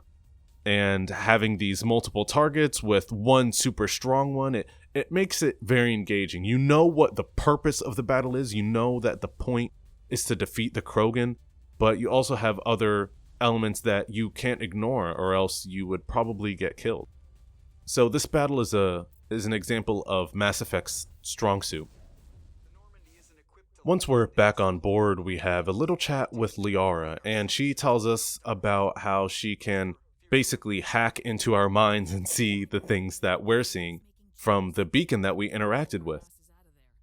What she says at one point during this chat is that a lesser mind would have been completely corrupted by the vision from the beacon, which gives us a little bit of information about how our antagonist Saren ended up, because Liara has been spending the past several decades studying the Protheans, and so you can take her as an authority figure on this, and for her to say that your mind would have been completely corrupted if you were any weaker, that if your mental fortitude was any lower, or you had a weaker constitution, and that says how Saren could end up being indoctrinated, because of course he's in cahoots with the Geth and with Sovereign at the very first time that you see him, because obviously those are his goals, that's what he's doing, but you can tell that he's still mostly mentally present in his interaction with Nihilus, but after he interacts with the beacon, you can tell that he starts to get enraged more easily, and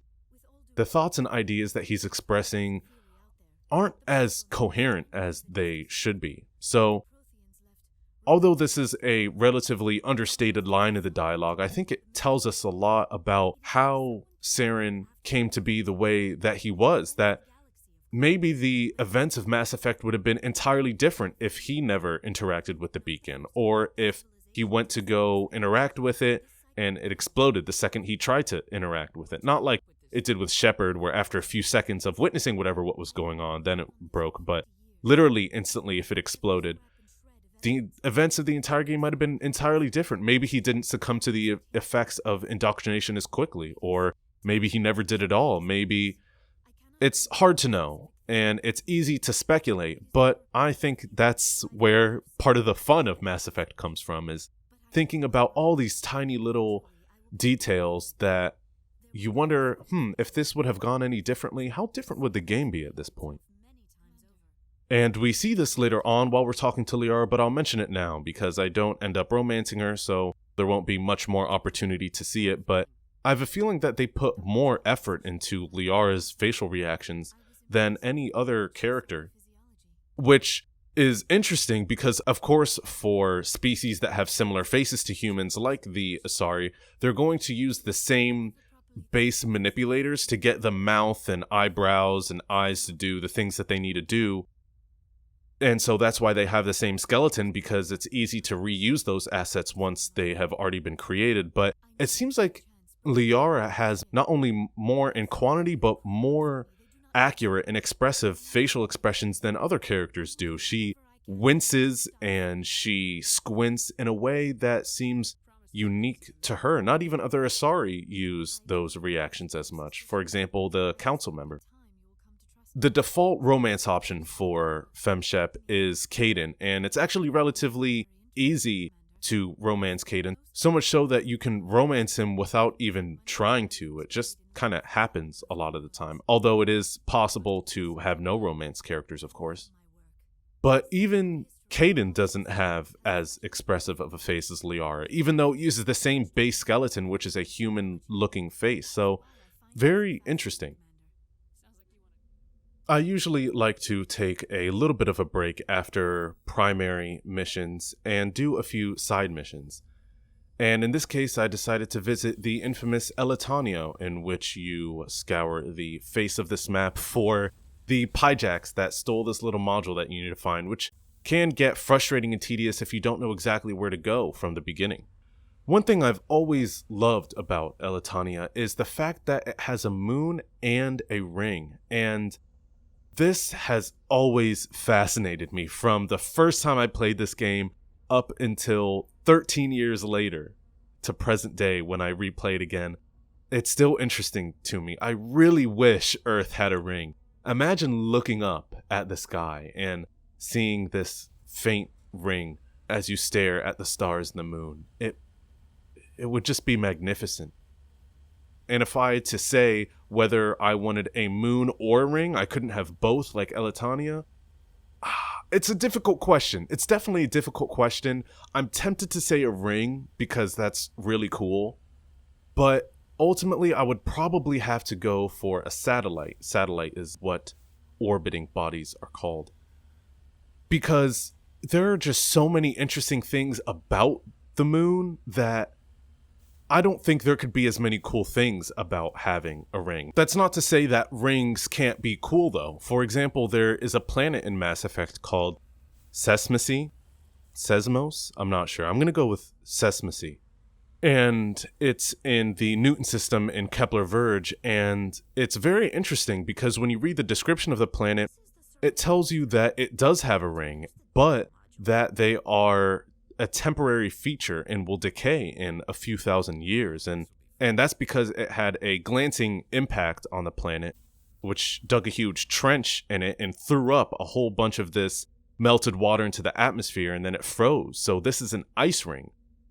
And that would be very interesting. Imagine looking up into the sky and seeing a ring that you know will only be around for a few thousand years. And I know that doesn't sound very long, but humanity has been around for much longer than a few thousand years. At its youngest, humanity is 100,000 years old, and at its oldest, it's 250,000. Evolutionary biologists can't seem to make up their mind. Of course, it's very difficult. I'm not saying that they're lazy. It's difficult to do such a thing, but... And having a feature like this that would be around for such a short amount of time would be sobering in a way, because when you look up at the sky, you know that you are going to be one of the very few people over the course of all of human history that will be able to witness this. And it makes me think about the heat death of the universe. If you're unfamiliar with the concept, it is that, of course, as we know, space is expanding, and it's expanding exponentially. So as time goes on, it's expanding faster than it was before. Why this will lead to the heat death of the universe is because eventually space will expand faster than the speed of light. So what this implies is that much later on, this is billions of years in the future, by the way, it's nothing to worry about, but an intelligent species billions of years in the future that has gotten to this point is, no matter how good their technology can be, they could be thousands of times more technologically advanced than we are, but the nature of the universe means that no matter how powerful their telescopes are, or no matter how good their detection systems are in general, their view of the universe will be that they're it. Not only are they the center of the universe, but that they are the only universe, that there is only their star and their planets and the one that they live on. And this is very sad in a way. They will never know about any other galaxies. They'll never know that there are such things as clusters of galaxies. They'll never know that there's no such thing as clusters of galaxies called superclusters, and that these huge objects in space actually exist, and that there's more than one supercluster. Space makes you feel very small as it is, but I feel like it would make you feel even smaller if you knew that your galaxy was the only one that existed. It wouldn't make me feel bigger. It would make me feel smaller. That this is all there is, and this is all we are. And what's the point? But there are a lot of cool things about the moon, and I'll mention some cool facts about them once we land on Luna and take care of the rogue VI when we get there. I think it would be more fitting being able to look up at the Earth and think about the interesting facts about the moon as we traverse it. As we return to the Citadel here to do whatever that you wanted to do, if you chose the spaceship background, this is when the side quest initiates for it. Now, depending on your background, you can get one of 3 side quests. One is called I Remember Me, which is the one I'm doing now. The other 2 are Old, Unhappy, Far Off Things, and Old Friends.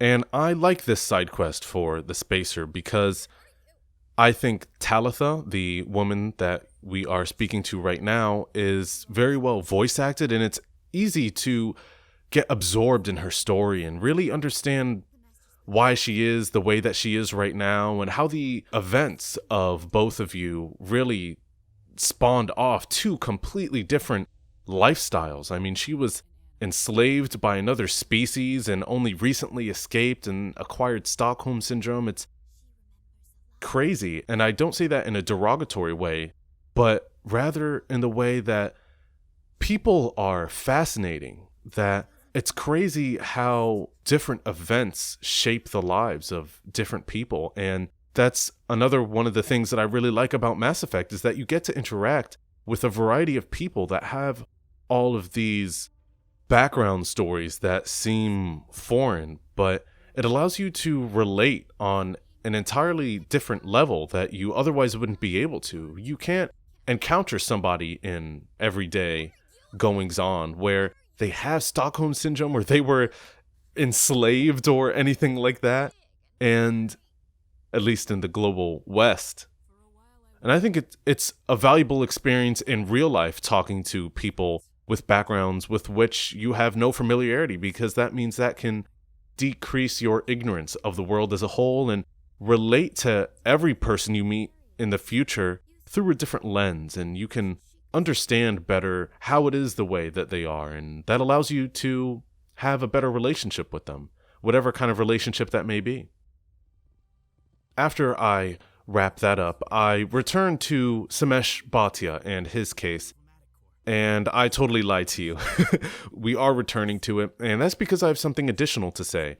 I wrap up the side quest here, and what I thought as I was going through this was how this was a missed opportunity. And I think Mass Effect does this a lot, where although I was just complimenting it about how talking to the variety of people that you do talk to is enlightening in a way, because it allows you to understand people at a different level, and those experiences and perspectives can carry through outside of the world of Mass Effect and help you become a better person in real life if you're open to that experience. What I wish Mass Effect did better, though, was incorporate some of these conversations into implications in gameplay. For example, we know that Mr. Bhatia is upset that he can't get his wife's body back, and when we talk to this representative, we understand that her injuries can help future Marines by studying her. And I think this could have been implemented in the gameplay, that later on in the story, somebody could approach you with a prototype shield upgrade that's much better than what you have available at that moment.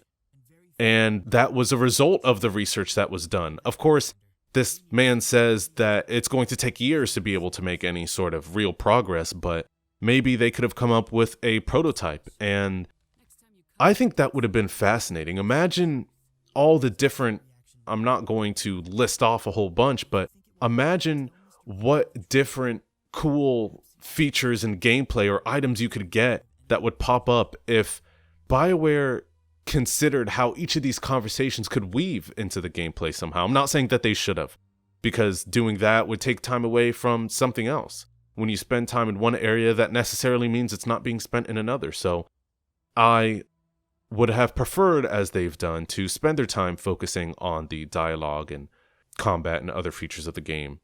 But in an ideal world, I suppose, if they had a bigger budget and more time, that idiosyncrasies like this were implemented.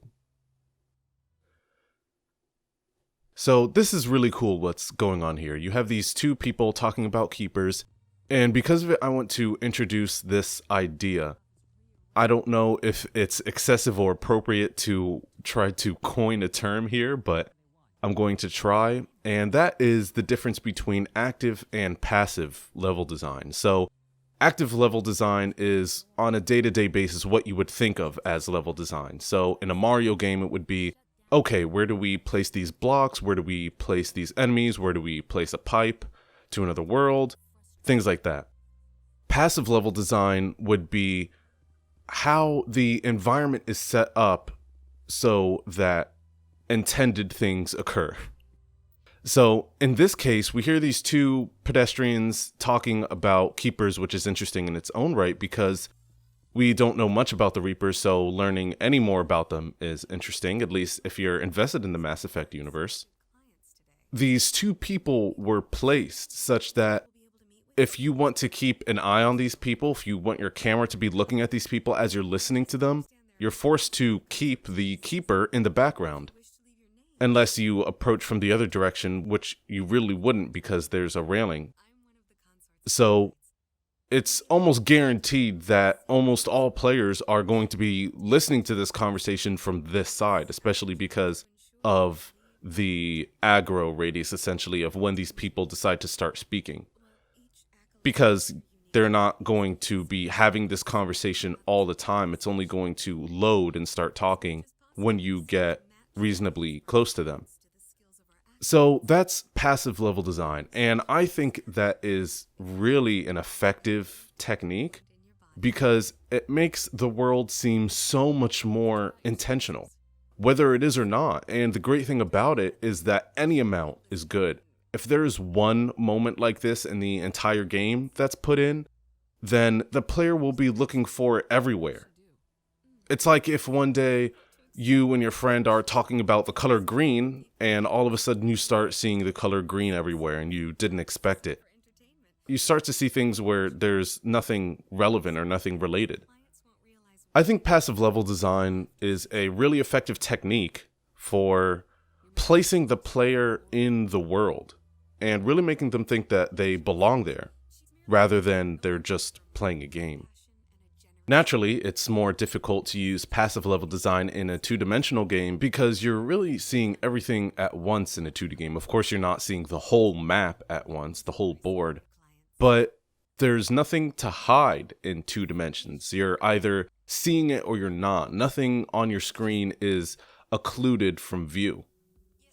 Whereas in a 3D game, adding that extra dimension makes viewing anything that much more complex because not only do you have to be in a specific position to see it as you would in a 2D game, you also have to be looking at it. And I know that sounds simple, but in 2D there is no looking, but in 3D there is. It's possible to have your back to something. So moments like these in a 3-dimensional game become that much more interesting and that much more engaging, and they feel more special because it feels as if you're not supposed to be encountering that necessarily, but it just so happened that you did. And I think that's a really powerful thing to put in games because that makes players feel like they have a greater sense of agency. That makes players feel like, oh, I am going around this world and I am causing these micro events to happen that aren't necessarily supposed to or aren't intended for everyone to be experiencing. So it's more exclusive and it makes the game feel more robust and filled out as well. as opposed to a developer going, oh, I made a game, here it is, play it. That's what Mario is. Many other games, of course. I just used Mario as an example earlier.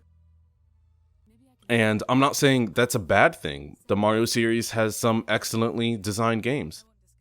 It's a different appeal. So I visit Feros here as the next primary mission after picking up Liara. And I do it in this order because mainly I feel like it. I pick up Liara first because it's nice to have the extra team member. I use Liara quite often, especially on Vanguard classes. She's extremely useful, especially if you kit her out right so that her powers recharge relatively quickly and you can use her often. She's useful for dealing with anything because, yes, Tali is extremely useful, but she's primarily useful against synthetics. You come across the Geth a lot, so it's almost never not useful to have Tali. But Liara is almost always useful to have because everything can be affected by biotics. So I like to snatch her up pretty early.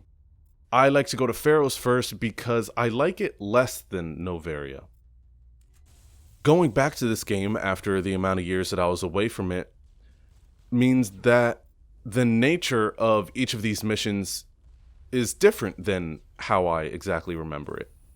But even still, I knew that I liked Feros less, so I wanted to get it out of the way, but I still enjoyed it. I'm not trying to say that Feros is the Achilles heel of Mass Effect and it's the worst thing ever. It's not.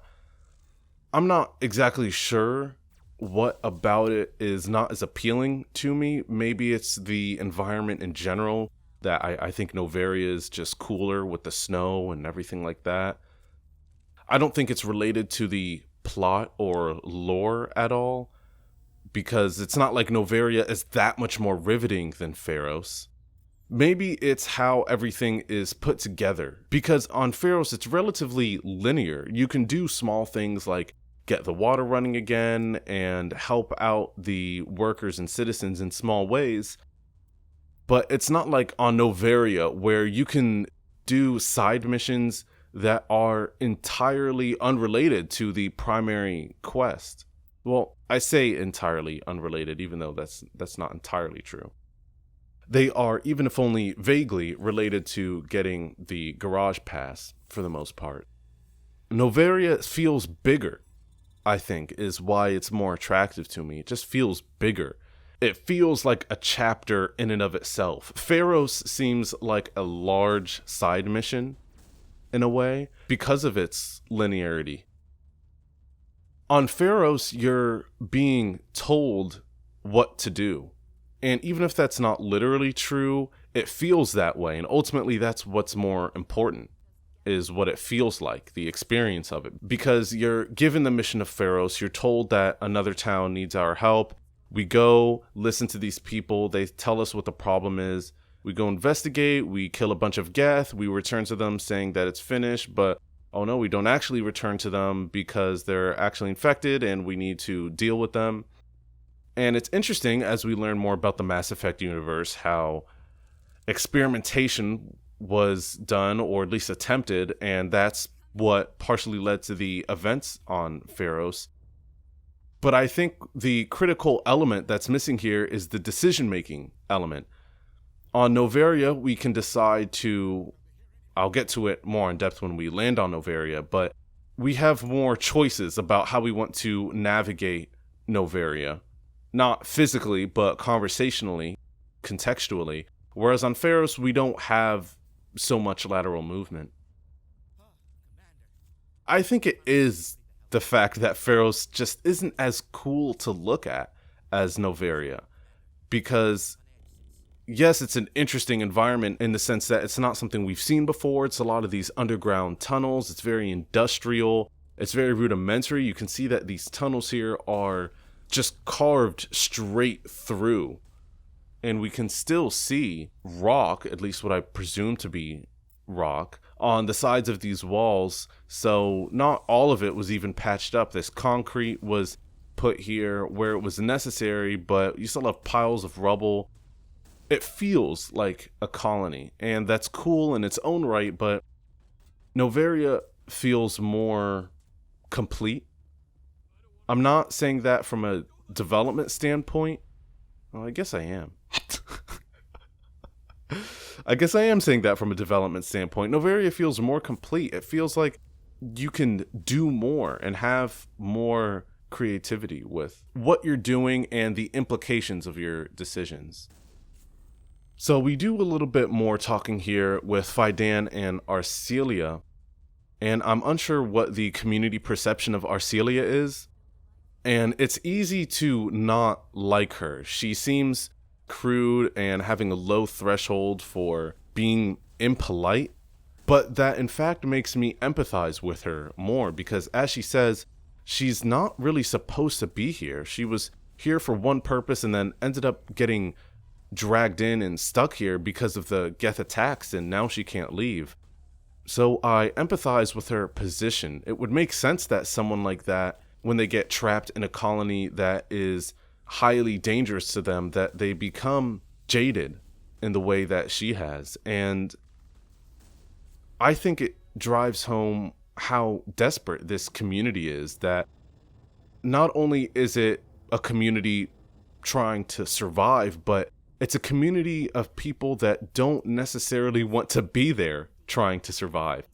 And that makes a huge difference because that makes it that much harder.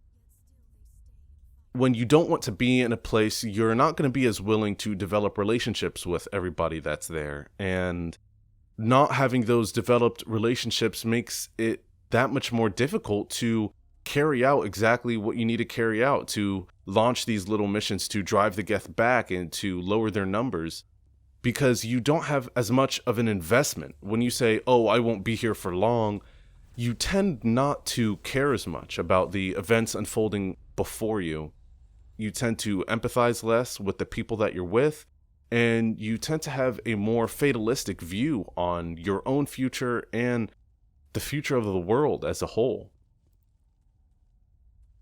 That may sound extreme, and that I'm bringing this out to extents that are too abstract and not proximal enough to the core issues at play here in this colony, but I think it really does make a difference. And that's where Mass Effect shines, is placing in these characters with the specific personality that they have and the specific dialogue that they have to represent to you a certain message about what's going on.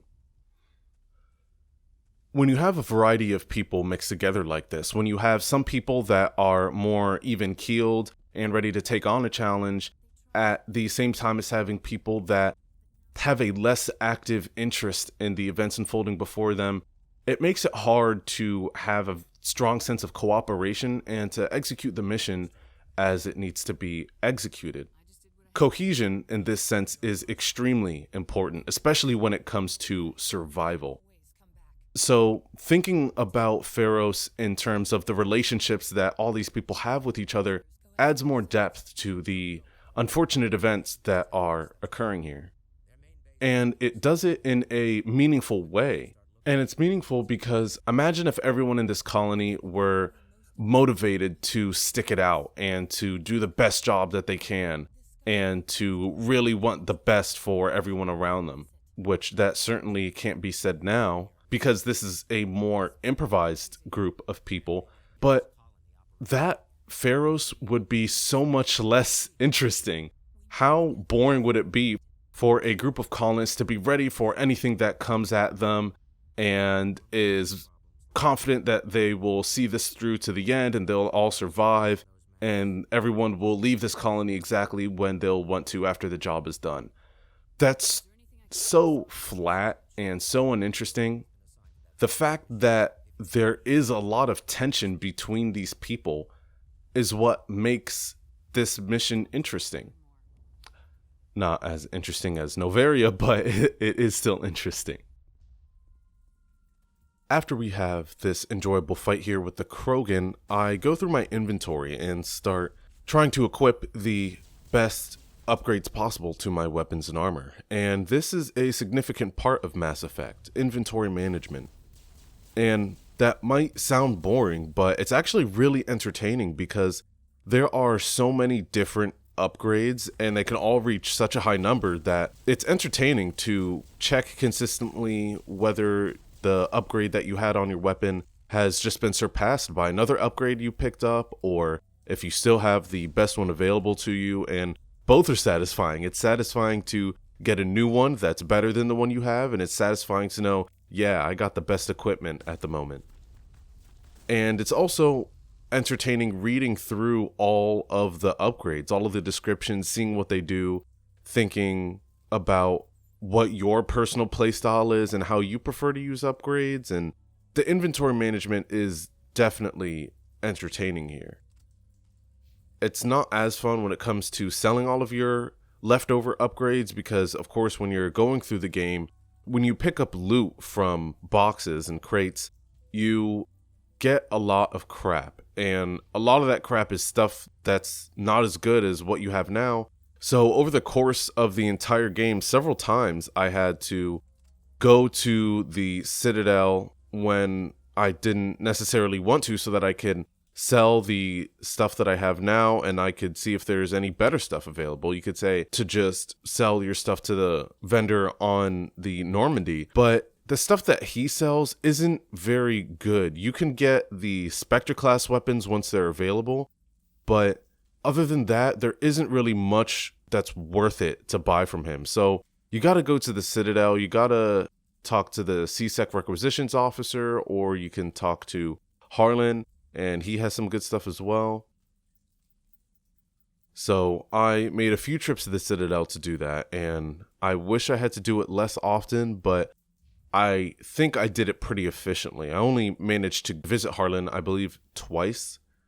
And I went to the CSEC requisitions officer more often because I figured he would get new stuff more often. And he's right there. He's right at the entrance when you go down the elevator. So it isn't too much of a hassle to do that. The most entertaining part is before you would drop down to the Citadel, because what is the wisest thing to do is to go through all of your teammates because you don't use them equally as often, but you might as well have them equipped with the best stuff. So if you decide to use them, then you're not behind. So I would go to all of the lockers on the bottom floor of the Normandy and equip all of the squad members with the best equipment, even the squad members I don't use too often, so that I can go down and sell literally everything, because I know that the stuff that I want to keep is going to be equipped. And so going through that whole process is, I guess you could describe it as a hassle, but it's part of the game, and I've come to enjoy it. Perhaps more than one should. I don't know. I'm curious how many people actually enjoy inventory management in this way. I presume that it's quite a lot of people, because a lot of people like Mass Effect, and considering it's such a big part of the game, then other people are bound to like the inventory management system as well. I'm someone who enjoys the act of organizing in general in life, so this really appeals to me because it's a simple goal and it has long-term effects for you that benefit you quite well. And this has brought us now to completing the fight with the Varren. And I like how they included the Varren in the game because they are non-humanoid creatures. And any variety like that is definitely welcome. Why games tend to avoid non-humanoid features is because the assets that are used to create games are very much human-centric, humanoid-centric. That's why you'll see that aliens in video games are often very human-like, and that's not necessarily because of the designer's intent of that universe, is that there are these aliens that are inexplicably almost identical to humans in every way except the color of their skin and a few other minor features. But it's because those are the easiest to work with. And so you can get some variety out of using the same assets without having to recreate a skeleton and movement system entirely. So that's why you have Krogans and Quarian and Asari, because they're all humanoid. They're different in some minor way, but they can all be used similarly by the engine. So it's nice that they include these variants and that they work so well. They seem to be decently aggressive, but they aren't too aggressive and they don't hang back too much. So I think they did a good job with the Varren when it comes to the entertainment of the gameplay that is involved with them. And it also explains why the Geth, the humanoid ones, are dynamic and fun to fight, whereas the Geth, like the Armatures and the Colossus, they're not quite the same. They don't feel as engaging because they are essentially a cannon that fires very infrequently, and it's very simple to avoid because those projectiles move so slow. And that's an example of a non-humanoid creature that isn't extremely engaging to fight just because it's not doing much. And that's because they would have to create that entire skeleton and movement system themselves instead of relying on the assets that they already have. So it's a tricky balance when it comes to having enemy encounter variety or enemy variety in general, because you can use the same assets and use them in different ways that are interesting and still make them entertaining, but then you're using the same assets over and over again. And maybe you don't want that as a developer. Maybe you want more variety. And so you want to create non-humanoid creatures. But then there's the balance of you got to spend time building those skeletons and those movesets, which naturally takes away time from implementing them in an interesting way relative to the gameplay. Ultimately, there is no right answer, of course. It's different for every game. In Mass Effect, I think it's not too bad. The Geth Armatures are not extremely engaging to fight, but they're a nice break in the pace. They're kind of like a turret, something that's very difficult to destroy because it's got lots of health and shields, but in the grand scheme of things, they're not too bad. You can focus on the other Geths surrounding the big guys, and then focus on those last. So after we fix the water pipe and kill the Varren and get some power cells for this lady, they give us money, and this is very common in Mass Effect for you to do some chore for somebody and then they'll compensate you with credits. This is a very, very small detail, but I think it's important in terms of games development. When a person hands you credits, their entire body moves and orients toward Shepard to hand her something, but their hand is off screen. So it's 99% shown that you're receiving these credits, and the player will be telling Shepard at the same time that they'll give them some credits for their troubles. And this is a great way to save on development time because they didn't have to spend time coming up with how exactly the OSDs look, and they didn't have to animate anything for that, and they didn't have to show where these credits go. Where did this person produce these credits from? Did they pull them out of their pocket inexplicably? What does Shepard do with them? Do they just disappear into mallet space? Mallet space, by the way, is where characters place objects for you to use later. For example, Link from The Legend of Zelda just kind of puts things behind his back and then they disappear and then you can access it later. That's called mallet space. It comes from the old term in cartoon animation where a cartoon character would inexplicably take a mallet out of nowhere and smash another character, for example.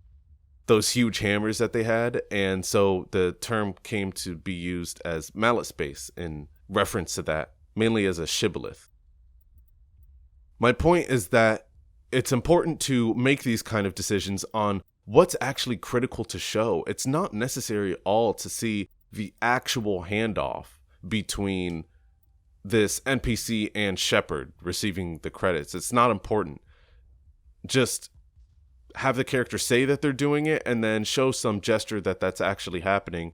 And you have enough internal mental resolution there to say, okay, I accept that this event happened. Let's move on. So it's really just an efficient use of resources. As we take the ride to the top of Feros here, you can see these slits on the driveway, I guess you would call it, that are lighter than the others, and they have holes in them with big doors. And this is where the Geth spawn and come out of. And I think this is a nice way to incorporate the spawning of enemies into the environment, because you're not doing something extremely blatant and having them spawn out in the open or just behind a very simple barrier that is very apparent that they're spawning behind. And they come out of these holes that are perfectly believable parts of the environment, but you can tell that they're here just for spawning. The texture resolution on all of the faces in here is very low, so you can tell that the player is not intended to go in here and that this is really just to have a context to the Geth spawning, so it's not completely obvious. And I think that's the way to do it. Don't spend too much time concerning yourself over, oh my gosh, how are these Geths going to spawn? It's going to be so crazy. Just create a little offshoot in the environment where nobody's going to really notice that this is an offense, that this is some type of infraction on the immersion of the game, because it's really not. And especially because you're in the Mako, it's not likely that you're going to get out and investigate and walk inside one of these things. You're just going to, if you notice in the first place that Geth are coming from these places, ignore it shortly after you realize it. On my excursion to the bowels of Feros, I came upon my inventory limit, and I actually made the trek all the way back to the colony so that I can go to the vendor and sell all of my crap that I didn't need. Because I wanted to be as open to getting better weapons as possible.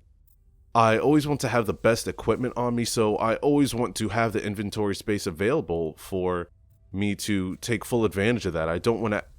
I was doing this for the delay of gratification, that I didn't want to go all the way back to the colony and sell all of my stuff, but I knew that if I did, I would not have the possible regret later of coming across some very good equipment and having to convert it to Omnigel, because that would just be a tragedy and I would hate if I had to do that. So I try and avoid that in the first place. This is also something I wonder about how commonly it's done by players of Mass Effect, is making those treks when you know you're at your upgrade limit. I wonder if a lot of people don't mind, or at least bite the bullet when it comes to going all the way back to a vendor so that they can make some money off of their excess goods rather than reducing all of it to Omnigel, because let's be frank, Omnigel is not that useful. You can use it sometimes to access a crate, let's say if you happen to fail the hacking or you're just lazy and you don't feel like it. But other than that, you don't really need it. If you're not terrible at Mass Effect, you really don't ever need it to repair the Mako either, which is the other thing it's used for. At no point throughout this playthrough did I have to use Omnigel to repair the Mako. I did on my first playthrough, so I'm not saying it's completely useless, but I never used it for that throughout this playthrough at all, and I only used it a handful of times for hacking. So it's almost always more useful to get credits out of your excess goods than Omnigel, because you can't use Omnigel to buy better armor and Spectre class weapons. I like that here when we are talking to Jung, now that we've returned to this area after killing a whole bunch of Geth, that he is starting to go a little bit stir-crazy and seems to want everyone exterminated. And this is one of those points where you get a charm intimidate check. And I like that this is here. Noveria also has quite high charm and intimidate checks. I don't think it's quite as severe as the ones on Feros, but you can see here that even though I put a lot of my early game points into charm and I did several side missions before coming here, I still did not have enough charm to get this conversation point. That really goes to show, unless you plan on putting quite a bit of your points to charm early on instead of putting them in other areas that keep you alive in combat situations, then you're going to be missing out. The other alternative is to do way more side missions before coming here. And that's a totally valid alternate option. On this playthrough, I didn't really want to do so many side missions because I didn't want to spend 35 hours playing this game, and it's not like I cared that much for this playthrough. On my 100% playthroughs, I would do the side missions as early as they appeared, and that means wandering around the Citadel and other places to accrue these side missions as early as they could be presented. And in so doing allowed me to hit these charm and intimidate checks pretty easily. But it certainly requires that upfront effort to be able to get there. I like how Mass Effect does this though. They hit you with these charm and intimidate checks, and they teach you that, hey, if you want to be able to get to this level, you need to put in the work. And if you don't put in the work, then you're going to suffer. Now it's going to be possible that I get a lot of experience from Feros, and so I'll be able to hit more charm intimidate checks on Noveria. But as a first-time player, you don't know that going into it. So now that you've been taught this, if you care that you weren't able to hit these checks, you'll very likely go on to finish more side missions before you continue the game. And I think it's a great way of incentivizing some players, it won't be effective for all players, to really explore more of the game. And you need to experience more of the game in order to experience more of the game. You need to experience more side missions in order for you to experience more options in conversation during the main missions. I think it's an effective technique. There are 2 loose ends here on Feros, and we learn about the second well into our adventure during the first. After we come back to the colony and try and neutralize without killing as many colonists as we can with the thorium, the anti-thorium gas, Chapter 2 opens up when we get the explanation for the thorium and where they're coming from and how they are proliferating in the first place. And it's all coming from this creature thing. And I like this moment when the Asari comes out and is indoctrinated in a way.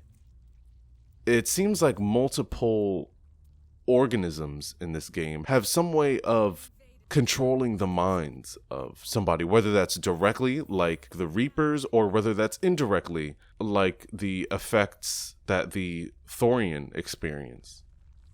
And it makes sense how that would develop evolutionarily. Of course, if you can control the mind of another organism, then that further enables your survival because you can use them for protection or for scavenging, perhaps. That does happen in real nature, in real life, and our example is as close as the video games field already. In The Last of Us, they describe the zombie apocalypse because of the fungus cordyceps, which takes over the brains of insects and it controls them so that they eat and survive, but not to do much else. And that's really just for the survival of the fungus. And that may or may not be the only example in nature. I'm not sure, and I don't really care to do additional research on that. But it is certainly possible.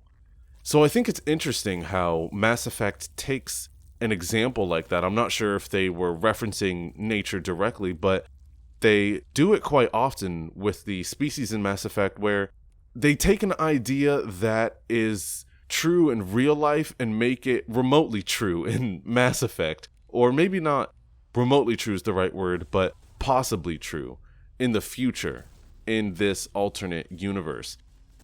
For the most part, everything seems believable.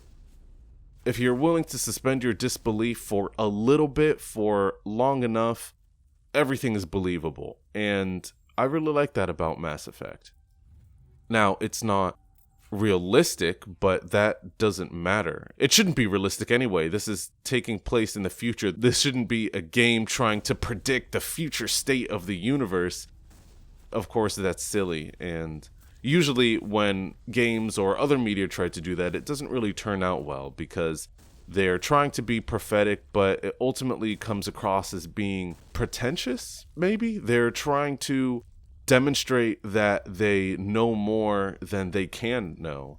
And that's useful to do sometimes, of course, when you are trying to predict the futures, trying to generate possibilities of how it could be, and that enables you to prepare for what's possible to happen. So at the end of our excursion here into the depths of Feros, we encounter this Asari that can give us more information on indoctrination in general and on Saren's plans and his ideas. I'll take this opportunity to talk about the dialogue in Mass Effect, and it's not so applicable in this instance. It's more so the case when you are having a back and forth with a person and Shepard is saying her own opinions and thoughts rather than just inquiring to learn more information. So it doesn't matter as much here. But it's certainly the case in other areas of the game where the options on the dialogue wheel don't exactly reflect what Shepard says. And this is a very commonly acknowledged phenomenon. So I'm mentioning this to talk about something specifically, which is, would it be beneficial to occasionally show bold or italic text in the dialogue wheel options? I think that's a more serious question than it originally seems. Implementing bold and italic text would make it easier to use deduction or induction or abduction, whichever is the correct term there, to understand the tone of the sentence and exactly how it's going to come out of Shepard's mouth. And I don't think it would be too much of an encroachment on the purpose of these short sentences in the dialogue wheel in the first place. This is especially confusing when it comes to instances where you're speaking sexually in nature, like when you're talking to one of the love interests, or when you're having an adversarial confrontation with somebody and you don't know if what Shepard is going to say is going to be friendly or if it's going to be malevolent. And so it could definitely be helpful, the italic and bold, and I don't think it takes away from the original intention of the dialogue wheel. You can make that case, sure, but I reckon that would take so much more energy to do that it wouldn't be worth it. Because you can get something written well, but to get it written perfectly, to get that last 10% in, takes 50% of the effort. When you're 90% done with writing, you're about 50% done. So it's a lot easier said than done to get these lines perfectly written. So having a little bit of assistance from having a little bit more variety in how the sentence is shown would certainly be helpful. I'm simultaneously disappointed and unsurprised by having Liara on this mission not really interact with the other Asari here. You would think because she is such a curious person, a child in her own development cycle of her species, would have a short interjection about how Asari can easily come under the influence of indoctrination as well, because Asari are especially strong in the mind, and they have their ability where they can embrace eternity, as we'll see here with this Asari, and as we see with Liara multiple times throughout the playthrough. And for Liara just to wonder how that can happen so easily to Asari. For a more simplistic species like the Krogan, that seems definitely more possible, or even humans can be pretty weak-minded relative to these other species. But Asari are pretty strong, so would it happen over a longer period of time? And that's a good question. Do different races have different indoctrination periods because some have a stronger mental constitution than others? Or is it all the same? Relative to the power of Reapers, organics are simple to control. So it's hard to know what the deal here is, and if different species are differently resilient. So this is one of the more robust side missions where you fight Alanos Haliat here, and I'm watching this. I actually died right as I was about to kill him. And I didn't save, and I realized here, oh my god, I didn't save that entire time. Anyway, this is one of the more robust missions, and I actually really like it because the end of it is very satisfying. It exemplifies exactly what I was talking about earlier, about how multiple targets is really where Mass Effect shines. Because having this shooting gallery here forces you to think about multiple threats at once, and it's really engaging. And Alanos has lots of health, so the battle isn't short-lived, and the mercenaries around him aren't too shabby either. They're not the most powerful people, but they definitely put up a fight, which I enjoy. Being on this planet as well, looking up at the star that this planet is orbiting and being so close to it reminded me of Mercury. And we see the sun from the Earth, and we almost take it for granted what the sun looks like here on Earth. But of course it looks much different everywhere else. From Neptune, it almost looks like just another star in the sky that's slightly brighter. But from Mercury, it looks huge. It almost looks like this. Of course, not quite as red, but it does look scarily large. And I would not want to be on a planet where the sun looked that large in the sky. That's just very ominous. And I'll put some pictures here on screen about how the size of the sun looks from different planets. It's just interesting to look at.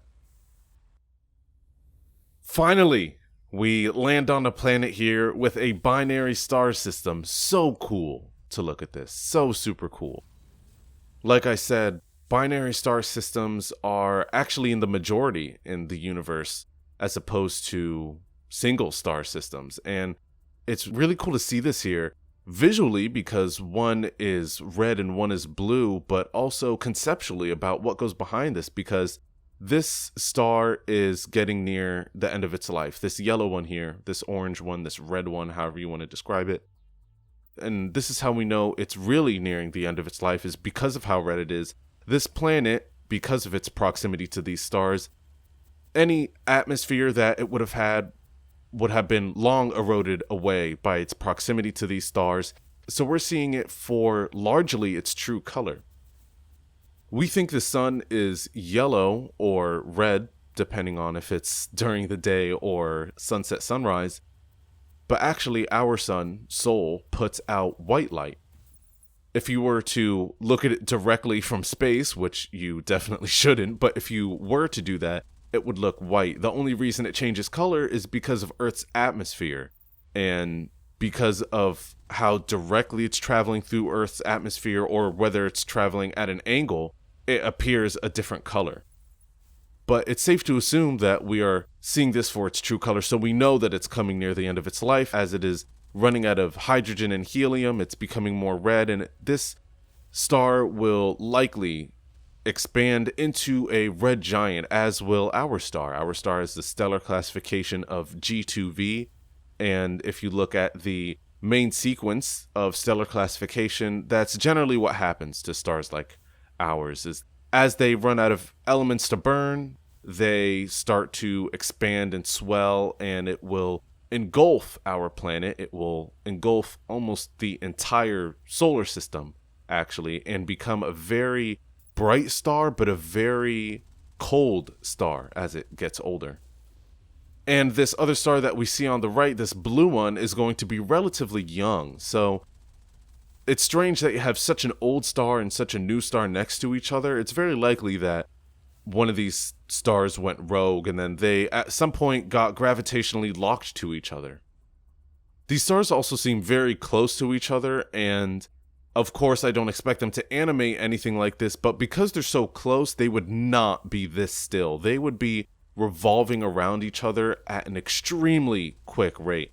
Some binary star systems where the stars are quite close to each other revolve at hundreds of times per second. And once they are almost touching, they can revolve at thousands of times per second and produce a lot of energy.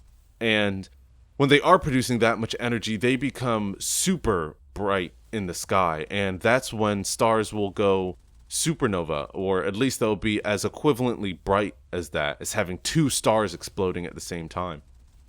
But despite all of that, it's still very interesting to look at, especially, and that's one of the things that I find very valuable about Mass Effect is it's interesting for anyone to look at. I find interest especially in this because I love learning about space, and it's fascinating to see in first-person perspective what these phenomena look like. It's so satisfying, so very satisfying. After I got off of this planet and we're looking here at the planet description, I think this is a good sign that I've truly internalized the nature of how stars work and space knowledge in general, because we can see that the blue planet here is a spectral class A43, and how the stellar classification works is you can tell the hotness of a star by looking at this first letter, and it goes in the order of O, B, A, F, G, K, M. So the letter A is number 3 there, and the closer to the beginning of that, the hotter you are. So it's a pretty hot star. And then we look at its sister here, stellar classification of M53. Now, M is the literal coldest star that you can get, and this star actually has transitioned into its red giant phase. We're told that it's about 220 times the size of Sol, our sun, and that's about accurate. That's approximately how large our sun will swell up to once it dies. I actually wish that in Mass Effect, not only could you select each of the planets and read an interesting little description about them, but if you could also do that to the stars, because I would be so fascinated in reading the flavor text about the stars. And for planets, they give you some rudimentary information, and I would like that for stars as well, if they could give you the stellar classification and its age. Those two categories aren't very much, but they can tell you quite a lot about the star, and it would add a lot more history to each solar system that you visit if you could see that information about the star. And if you know about the main sequence of the life of stars, then reading about this could give you just that little bit more history about the solar system that you are investigating at that moment. And knowing that information will tell you more about the planets that are in that system. If it's a new baby star, then that sheds light on how the planets might evolve later on in that solar system, or if it's an old and dying star. I think it would have been interesting to have different types of stars as well. Imagine traveling to one of these systems, and instead of seeing your typical red or orange looking star or white looking star, you see something really neat. We had the example of seeing the blue star, which was quite unique, but imagine if you could go through and you could see more red giants or neutron stars or brown dwarfs, things like that. Neutron stars are actually super fascinating. They are some of the strangest objects in the universe. They are extremely small and extremely dense. They're about 10 kilometers across, so they can probably fit in the city that you live in. And they are so dense that, as Wikipedia tells us, one matchbox size of neutron star weighs 3 billion tons. This stuff is extremely heavy. And because they are so dense, they have a really strong gravitational pull. And this means that they have a very strong gravitational lensing, which is a phenomenon that occurs when light gets bent by mass, and every object gravitationally lenses light. Even your own body, even dust, gravitationally lenses light. But it's at such a small scale, there's just not enough mass there that it's going to be noticeable in any way. But neutron stars are crazy with their gravitational lensing because it's so strong that it gravitationally lenses itself. Which means that if you're an observer just floating out in space looking at a neutron star, you see more than half of the surface.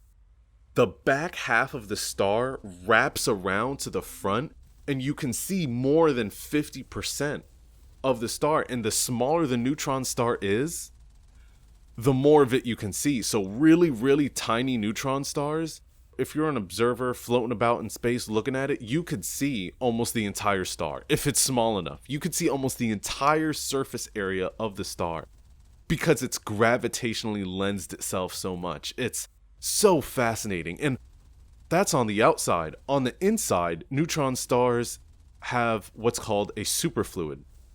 A superfluid is a liquid, it's a fluid with zero viscosity. So when you have a glass of water, say, and you stir it, it's going to have that cyclone effect, but over time it's going to calm down and stabilize. That's because the friction of the molecules are producing and therefore releasing heat as they're rubbing against each other, and then that heat loss, that energy loss, means that it becomes more stable at the time because it loses all of its energy. But a superfluid has zero viscosity. And so it continuously moves on forever. You can actually see this on Earth with some liquids that exist in different states in room temperature and can actually creep up the sides of glasses because it has such a low viscosity that it doesn't just stay in the cup, it creeps up the walls and leaks out of it, which is crazy. Landing on this planet might seem at first like it's unrealistic because we see this huge red sun and then we see all of the stars around it in the black night sky. Now, although this seems unrealistic, this is actually incredibly accurate because a planet this close to the sun, like Mercury is in our solar system, is so close that even if it had an atmosphere at one point in the past, the sun was so strong that it just eroded it away. And Earth's atmosphere is the only reason why the sky appears blue or why we see stars differently in the first place. When the sun's light passes through the atmosphere, all of the dust and air molecules and different atoms up there in the air scatter the light in a unique way, such that in the daytime it appears blue and at around sunset it appears orange, and that's just dependent on the angle of the sun going through the atmosphere and how much atmosphere that light has to pass through. But if the planet doesn't have an atmosphere, then it doesn't scatter light in such a way that obscures the night sky. Well, that obscures the sky. It's not a night sky, it's just how the sky looks. To us, we have days with blue skies, but that's not very common at all. So this is very accurate because, yes, of course, the local star of this system, of this star system, is going to be brighter than anything else because it's going to be the largest thing in the sky. But when you're not looking directly at your own star, you would be able to see everything else around you. And the stars actually might not appear as bright as they do on Earth because although, yes, many places on Earth do have light pollution, which completely conceals stars that aren't bright enough, and stars that are bright enough get diminished in their apparent magnitude.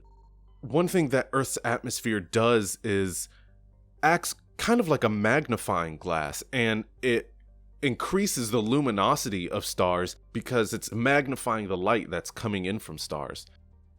But, of course, when you see stars in the sky standing on a planet, it's going to be crazy. And I wonder what that would look like from space, because even from Earth, you can get some magnificent views. I remember being in a country, in a region where there was just very little light pollution for miles. It was basically a village near a volcano, and so there wasn't much civilization for a very long time, and there were probably only 10 streetlights, and you can drive a couple miles away and you wouldn't even be able to see them even if you're looking directly at them. And the sky was blue. This was at nighttime. The sky was blue because of all the stars that I could see. You could see almost every single star, and the night sky was not dark. And so I can only imagine what it would be like being on a planet where there isn't even an atmosphere at all or 0% light pollution to obfuscate that at all. So, yes, this is accurate and also fascinating. One large confusion that I find with Mass Effect is not in the game, but in its players.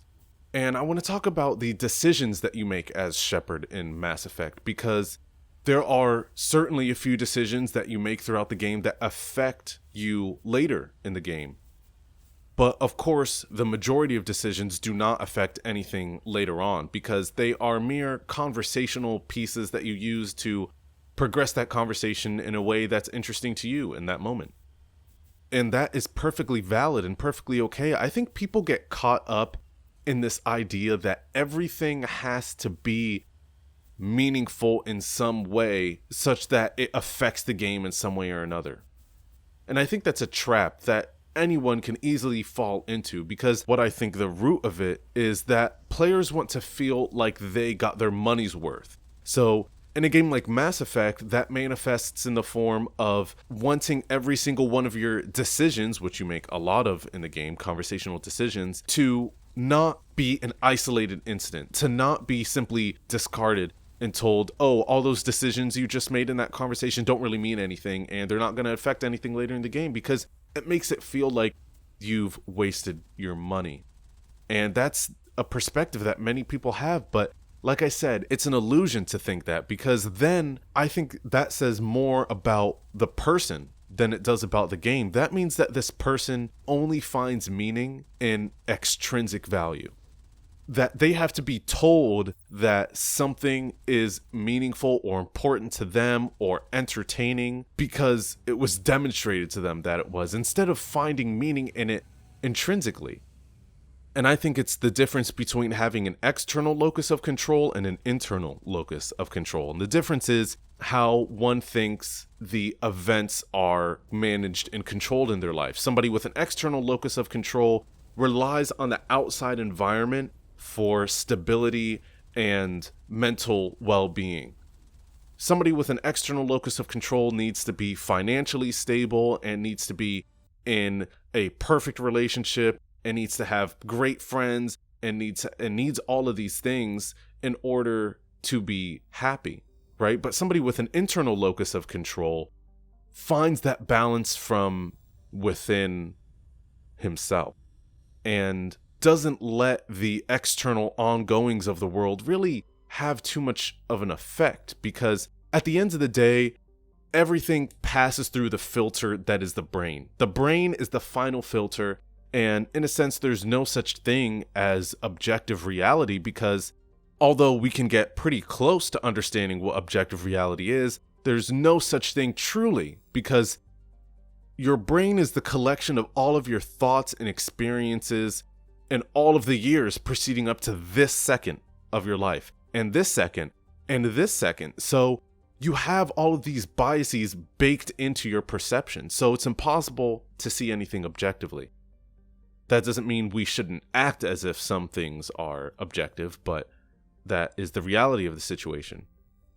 So when you play a game like Mass Effect and you derive meaning from the gameplay just at face value, you're going to have a lot better of a time playing the game, because when you don't really care about the consequences of what's going on in the game and, oh my gosh, which decision am I going to make that's going to affect my future, and you just think about the situations for what they are and imagine yourself in that position and think, what would I do if I were in this situation? And how do I be the best person while also doing what's necessary?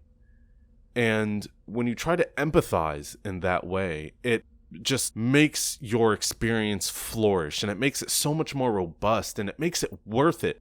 And when you play a game because you want a certain result, you're not going to enjoy it truly for what it is. You need to enjoy it for what it's offering you in that moment. Because when you shunt away from your perception, the current moment, and how it's meaningful to you, that'll ultimately make you wither as a person, as an agent in this world, because you're not grounded. You're using a grappling hook to perpetually attach to the next object floating in the air to fling you to the next area. And that's not any way to live, and that's not any way to think, and that's not any way to treat yourself, because ultimately it is how you treat yourself. It's how you interact with your surroundings. And if you are manifesting these interactions that are totally extrinsic, you're not going to have a good time. Just in general, in life, you're not going to have a good time. You need to have an intrinsic motivation for what you do, because everything you should do should be meaningful to you in some way.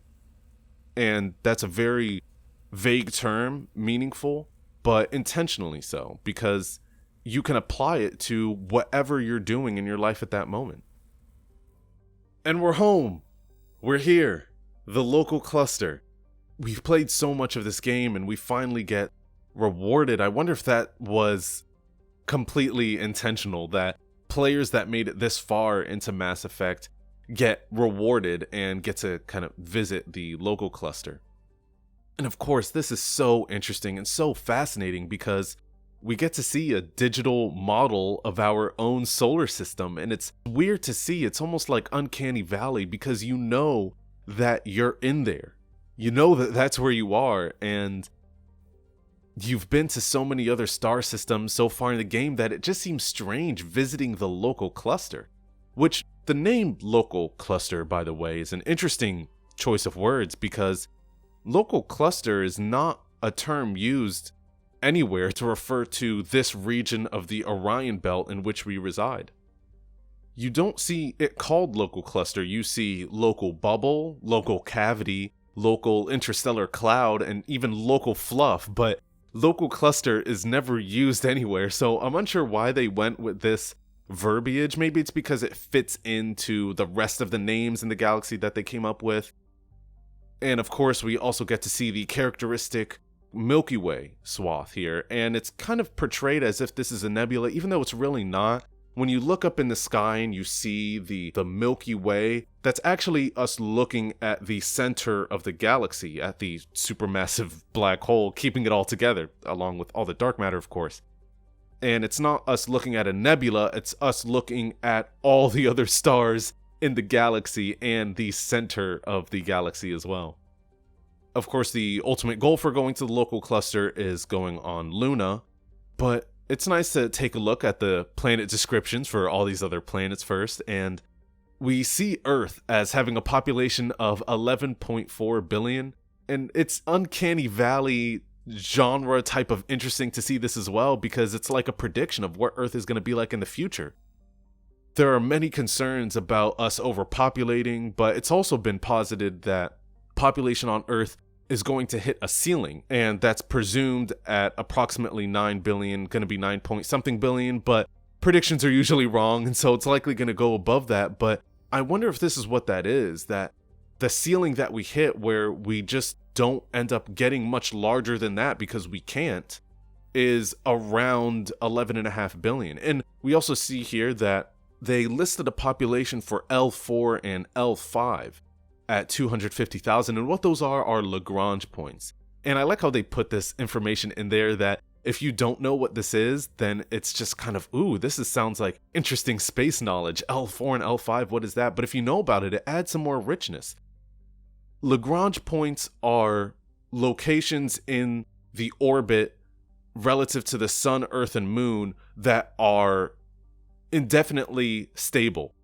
Well, not indefinitely to the heat death of the universe, but our sun is going to expand and turn into a red giant before these orbits become unstable. And L4 and L5 are on either side of the Earth, where if you were to draw a line from the sun to the Earth, and then use that distance to create an equilateral triangle and on a point of Earth's orbit, that's pretty dang far away. The other Lagrange point that's further away from that, the only other one that's further away from that, is on the literal opposite side of the orbit.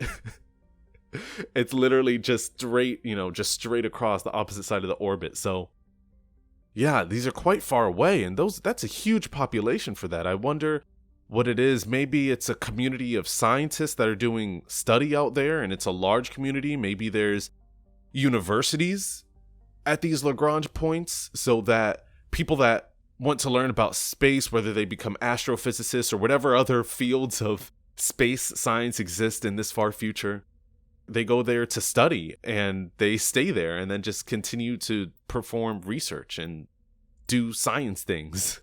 And that would be pretty cool if that were the case. Of course, we really don't get a description at all of what these people are doing at the Lagrange points, but that would be my best guess for what's going on there, because it wouldn't make much sense to go to one of these Lagrange points just to hang out, especially because the population size, it's large, but it's not huge.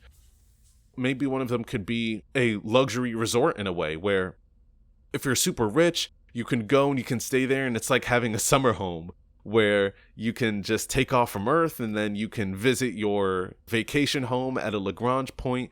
And maybe it's communities of super rich people. And of course, we can't know what it is that's going on there, but irrespective of that, it's still fun to think about it. Now, of course, it cannot be understated the feeling you get from landing on the moon in Mass Effect and being able to look up at our marble. But I won't go on about it, because if that isn't self-evidently and superfluously magnificent for you to experience, then I don't know if you're even a human. But what's more interesting is that looking up here at the sky, it is mostly dark, and I think BioWare did this because all of the photos that we have of Earth, the space is dark in the background, and that's not because space is actually dark in the background when seeing the Earth from the moon. The only reason it looks like that is because the Earth is so bright that you have to adjust the exposure for the photograph to be able to see that properly, so that the Earth is exposed and so that you can see the detail of it. And in so doing, you underexpose everything else going on around it because it's so dark.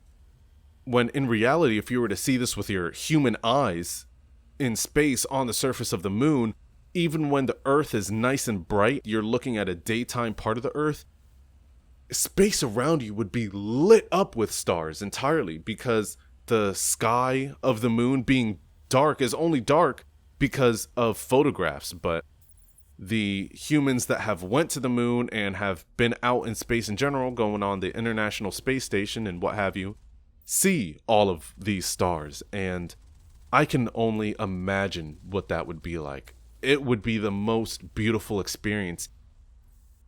Maybe within my lifetime, space tourism will become popular and affordable, so I will be able to see the stars from space, because wow, that would be unlike anything else on this planet. Probably because it would be not on this planet.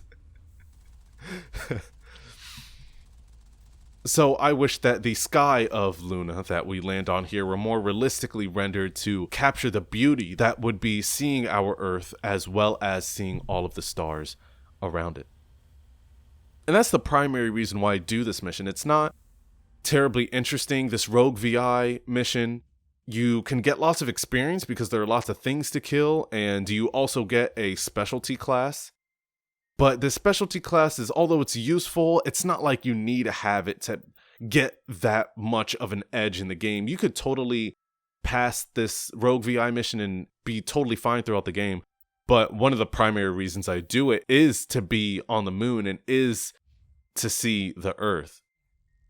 So we are returning to the main missions here, visiting Noveria, and if you are a seasoned Mass Effect player, I'm sure you've noticed that I did not decide to take Liara with me, and because Noveria is set up as Matriarch Benezia being here, if you don't bring Liara with you on the mission, one of your squad mates will actually tell you maybe it would be a good idea to bring Liara. If Lady Benezia is here, it might be wise to bring Liara along. She knows her mother better than we do. Because obviously it's her mother, and I didn't bring her for a reason. I wanted to see what it would be like because it's been so long since I played this and I've forgotten what exactly she says. What Liara would talk about and how she would express her emotion if she wasn't able to interact with her mother directly when she died. So that was the main reason, and bringing Rex along here is interesting because, well, I will get to that point when we get there. In the meantime, though, I will talk about Parasini because I wish that the voice actress used for this character was used for a different character. I wish maybe she was actually used for one of the squad mates for the game because she's very convincing. She's very good at selling her role, her character, and maybe she wouldn't have been good as a squad mate. Maybe her talents were used most effectively in the role of Gianna Parasini. Maybe, I don't know, but I think she's just a good voice actress, and I really wish I could have seen more of her because she's also just a badass. And the voice actress has a kind of badass tone about her. Yes, Gianna Parasini, the person, is a badass, but the tone of her voice is pretty awesome too, and I wish I had more to say on the topic because of how cool she is, but that's really it. But I suppose I'm glad that this quality of voice acting exists in the game in the first place. Talking about voice acting, why not talk about Shepard? And talking about the voice acting between male and female Shepard. So this is the interesting part here because Shepard on the box art is of course represented by male Shep, But at one point, BioWare released a video of the first running cycle that they had made for Shepard. And guess what? This running cycle featured a female, right? So that makes you think that the original Shepard, the original intention was for Shepard to be female. And that's really interesting because the voice actress for FemShep, Jennifer Hale, does a better job than her male counterpart. And that's kind of just universally understood in the community of Mass Effect, is that FemShep is better. Yes, you get some people saying, no, I actually think male Shep is better, but they're just not correct, and they're also in the minority. And I think this gives us an insight into the development of this game, because Mass Effect took 3 to 4 years to develop, of a team of about 130 people. So this was a large-scale project. And it makes you think that if the original intention for Shepard early on was female, that early on they spent more time listening to auditions for a FemShep and going through more applicants, and they probably had a better pool available to them because they started earlier trying to find a good voice actress for Shepard. And then later on, when they decided to have a male Shep as well, they had less time to cast, and so wasn't able to find the best actor for the job available. And I don't know if that's true or not, but it certainly seems plausibly true. It certainly seems plausibly true. Can you get any more inconsistent and ambiguous of a statement? But it's true. It really is true. Jennifer Hale does a much better job.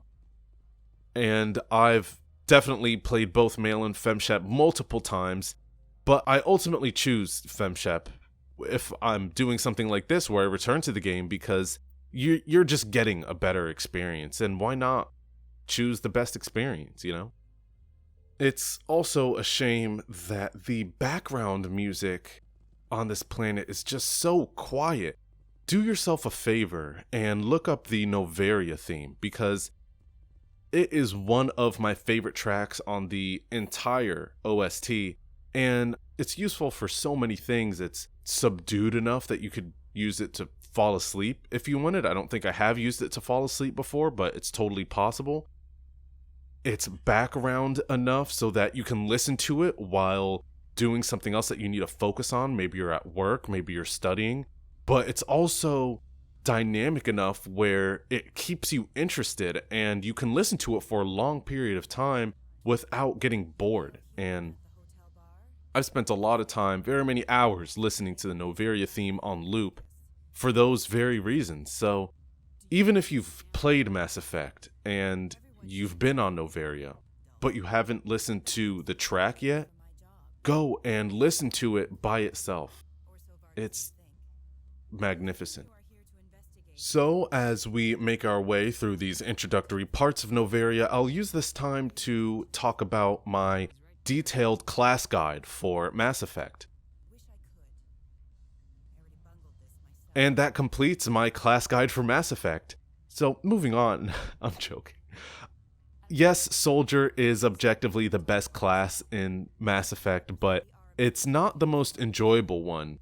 At least in my experience, I've always been partial to Vanguard because I really enjoy using the shotguns. Mass Effect to me seems like a game that's played best at short and medium range because the powers that all the characters have, biotic or tech, have a certain lock-on distance. After a certain distance away from the enemy, you can no longer lock on abilities when you're trying to use them on enemies. So what's ultimately most effective is being in the close to medium range. So using something like the Infiltrator class where you are using a sniper isn't going to be the best use of your resources because you won't be able to lock on your powers that you use oftentimes. And so it's kind of disappointing that that's the case, but Infiltrator sucks as a class anyway. I mean, you have pistol and sniper. How is that fun? I don't think it's so great. So that's why I like Vanguard, because you get your pistol, which you can use to a decently far range because the radius on the reticle can become quite small if you use the right upgrades and if you have a good weapon in the first place. And when you need to close the distance, you can use a shotgun. Assault rifle is also extremely useful in this game, but I find shotgun to be more fun, especially at the end of the game. You'll see that I put on the high explosive rounds for the shotgun, so I only had one shot, and in that one shot it overheated, but holy crap, it would blow up some enemies and send them flying and kill them instantly, so it was very gratifying to use. But I find the sniper in Mass Effect to just be very dysfunctional relative to the capabilities of the other weapons. So that's why I think Vanguard is great. Of course, other classes that use assault rifle can be fun, but you don't get much. But I will take this opportunity to talk about difficulty, seems relevant enough, in Mass Effect as a whole. One of the good things about the difficulty progression in Mass Effect is that it introduces new enemies as you go throughout the game, and it's not the same enemy that gets inexplicably stronger as the game progresses, but new enemies that are understood as being more powerful. And it doesn't happen extremely often, and it doesn't seem like Mass Effect is using this as an excuse to catch up with the player becoming stronger. It feels natural, and it could be contrived that it's doing it this way, but that doesn't matter because even if it is contrived, it feels natural. You can look at something like the Krogan versus the Geth in this instance. Yes, the Krogan get a little bit stronger as you progress through the game, but it's nothing totally unreasonable. They get some stronger armor and maybe a little bit more shields, but they're relatively the same. Whereas with the Geth, there are 14 different types of Geth, and so the difficulty seems totally valid. As you progress through the game, you see different types of assemblies. And this implies that there is an explanation behind everything in the game. After we accomplish some relatively pedestrian tasks and get through a decent portion of Noveria here, we happen upon this small little outpost of researchers and scientists here because they're trapped with the Rachni having invaded. And it was going through the lockers here near the merchant when I realized how accessing and hacking these lockers could contribute to the gameplay, because of course they have no effect now, but if you're at a site like this where these people have limited supplies and need everything that they already have, taking from their lockers could make them perhaps more hesitant to help you. Maybe there are a certain amount of lockers, 5 say, and depending on how many you hack and you take the supplies from, increasingly lose their proclivity to want to help you and become more hostile maybe, or maybe just more aloof. Of course, this would require a lot of effort because you would have to say, okay, for how many lockers that the player has hacked into and taken the resources from, we have to write different lines of dialogue. And yes, that would take a lot of effort, but I think it would totally be worth it, because imagine how rich the game would feel if the story and the gameplay just palmerized like that. And now you have this feeling that there is a connection between the story and the gameplay. What you do in one is going to affect the others, right? Maybe you talk to these people, and if you have positive interactions, or maybe choose the Paragon options, they will think, hey, this person isn't so bad, Shepard's not so bad, let me give her some nice things. And so if you were to talk to these people first and then go to the lockers, they will give you something of theirs that's nice, and so you would benefit from that. If it's the other way around, where you took from the lockers first and then talked to them, then it would be more of an adversarial relationship. And I think more instances like that in a game like Mass Effect would make it feel just so complete. It would make it feel like you are really in this universe and you're making a difference, good or bad, and that you're having an impact on the environment. Because as it is right now, Mass Effect doesn't really give you the impression that you're changing that much. Because yes, you are making plenty of these decisions that have consequences for the future, but it doesn't feel like you're as influential as people in this game seem to think you are. Everybody knows who you are the moment you land on a planet or on a station without you having even interacted with a single person yet. And that's a big legacy to follow. And even though that's the case, it doesn't feel like you really are that person. It doesn't feel like you are that person as you're going through Mass Effect, because none of what you do, none of your out of conversation actions really mean anything. And the combat and the story as a result of the conversation are like, have a parallel trajectory and they don't intersect with each other. And I think that's kind of a shame. I think Mass Effect would skyrocket in quality if it were to have participated in some extracurricular features like that. Jumping ahead a little bit here to where we enter the code and fight these Rachni, if you look solely at my death count, this is going to be the hardest part of the game. It might not actually be the hardest part of the game, but I think it is, because even during all of the boss battles with Matriarch Benezia and Saren, I didn't die as much in any of those other segments. And it's just because of the pure chaos of the situation. There are just so many enemies and they're so strong. The Rachni are pretty formidable opponents. And they also have a high aggro, both in radius and in speed. So they notice you from far away, and once they notice you, they bum rush you. And it can get pretty overwhelming pretty quickly. The trick here is to hang back and pick them off as much as you can and concentrate on them one at a time, which really is the strategy for taking out a big group of enemies in almost every situation, in almost every game, is to focus on one at a time, so that the fewer enemies there are around, the fewer there are available to deal damage to you, which means you have an easier time avoiding damage. Of course, there are exceptions to the rule and there are rules to the exception, but this is the case most of the time, and it certainly is here. That doesn't mean I did not enjoy this room. I actually did enjoy it because it is a big challenge. It's not something that you can take lightly just by rushing in and saying, oh, I'll just throw on a barrier and throw some grenades around and then I'll be okay.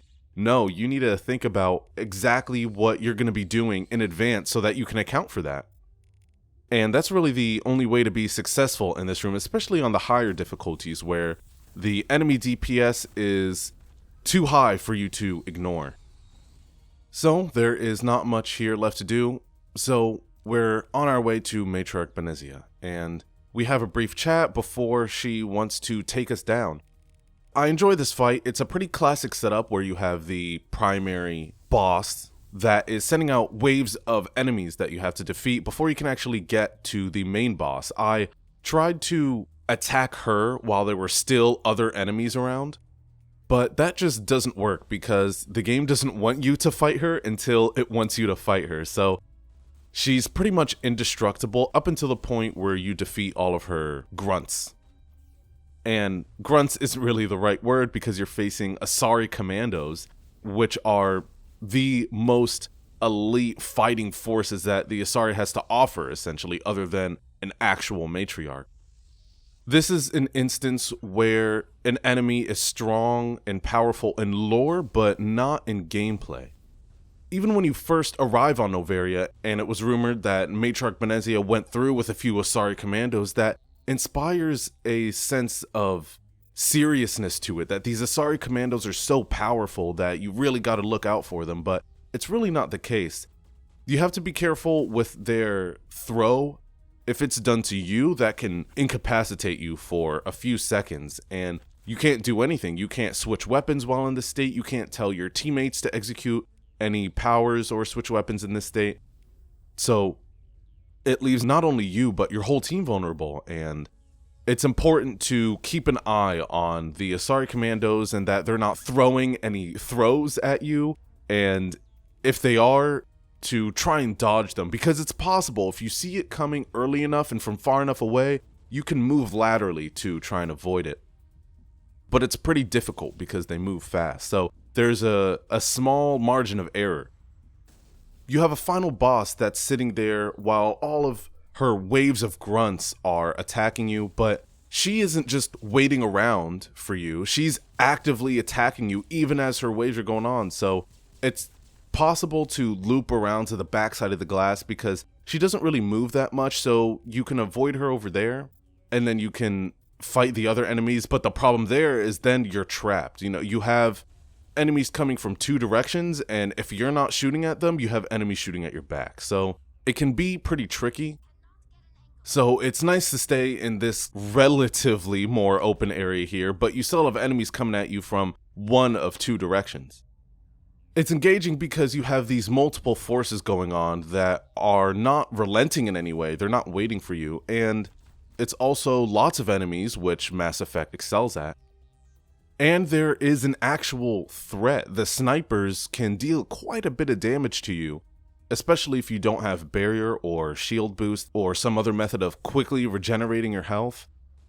So those can be dangerous. The biotics can be dangerous. So there's a few things that you have to look out for. It's not the most terrifyingly difficult experience, but it's definitely one challenging enough to make it interesting, and that's what I really like about it. After the battle here, we get a conversation with Matriarch Benezia and learn some very valuable information, and some of the most important of which, at least to the plot here, is that Benezia is under the influence of indoctrination, and she's far enough away from it where she still has a semblance of control because, as she says, she compartmentalized a lobe of her brain, I guess, away from getting indoctrinated. And so she could save it for a brief moment of lucidity so that in the right moment, she could make a plea and tell the truth.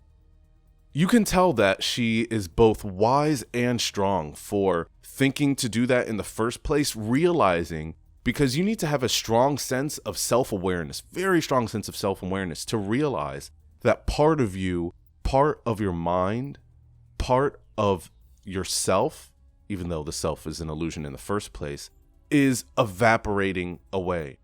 And to do what she does, you have to realize that this is happening. And I suppose if I'm continuing with this analogy, put part of your brain in the freezer to preserve it, to prevent it from evaporating.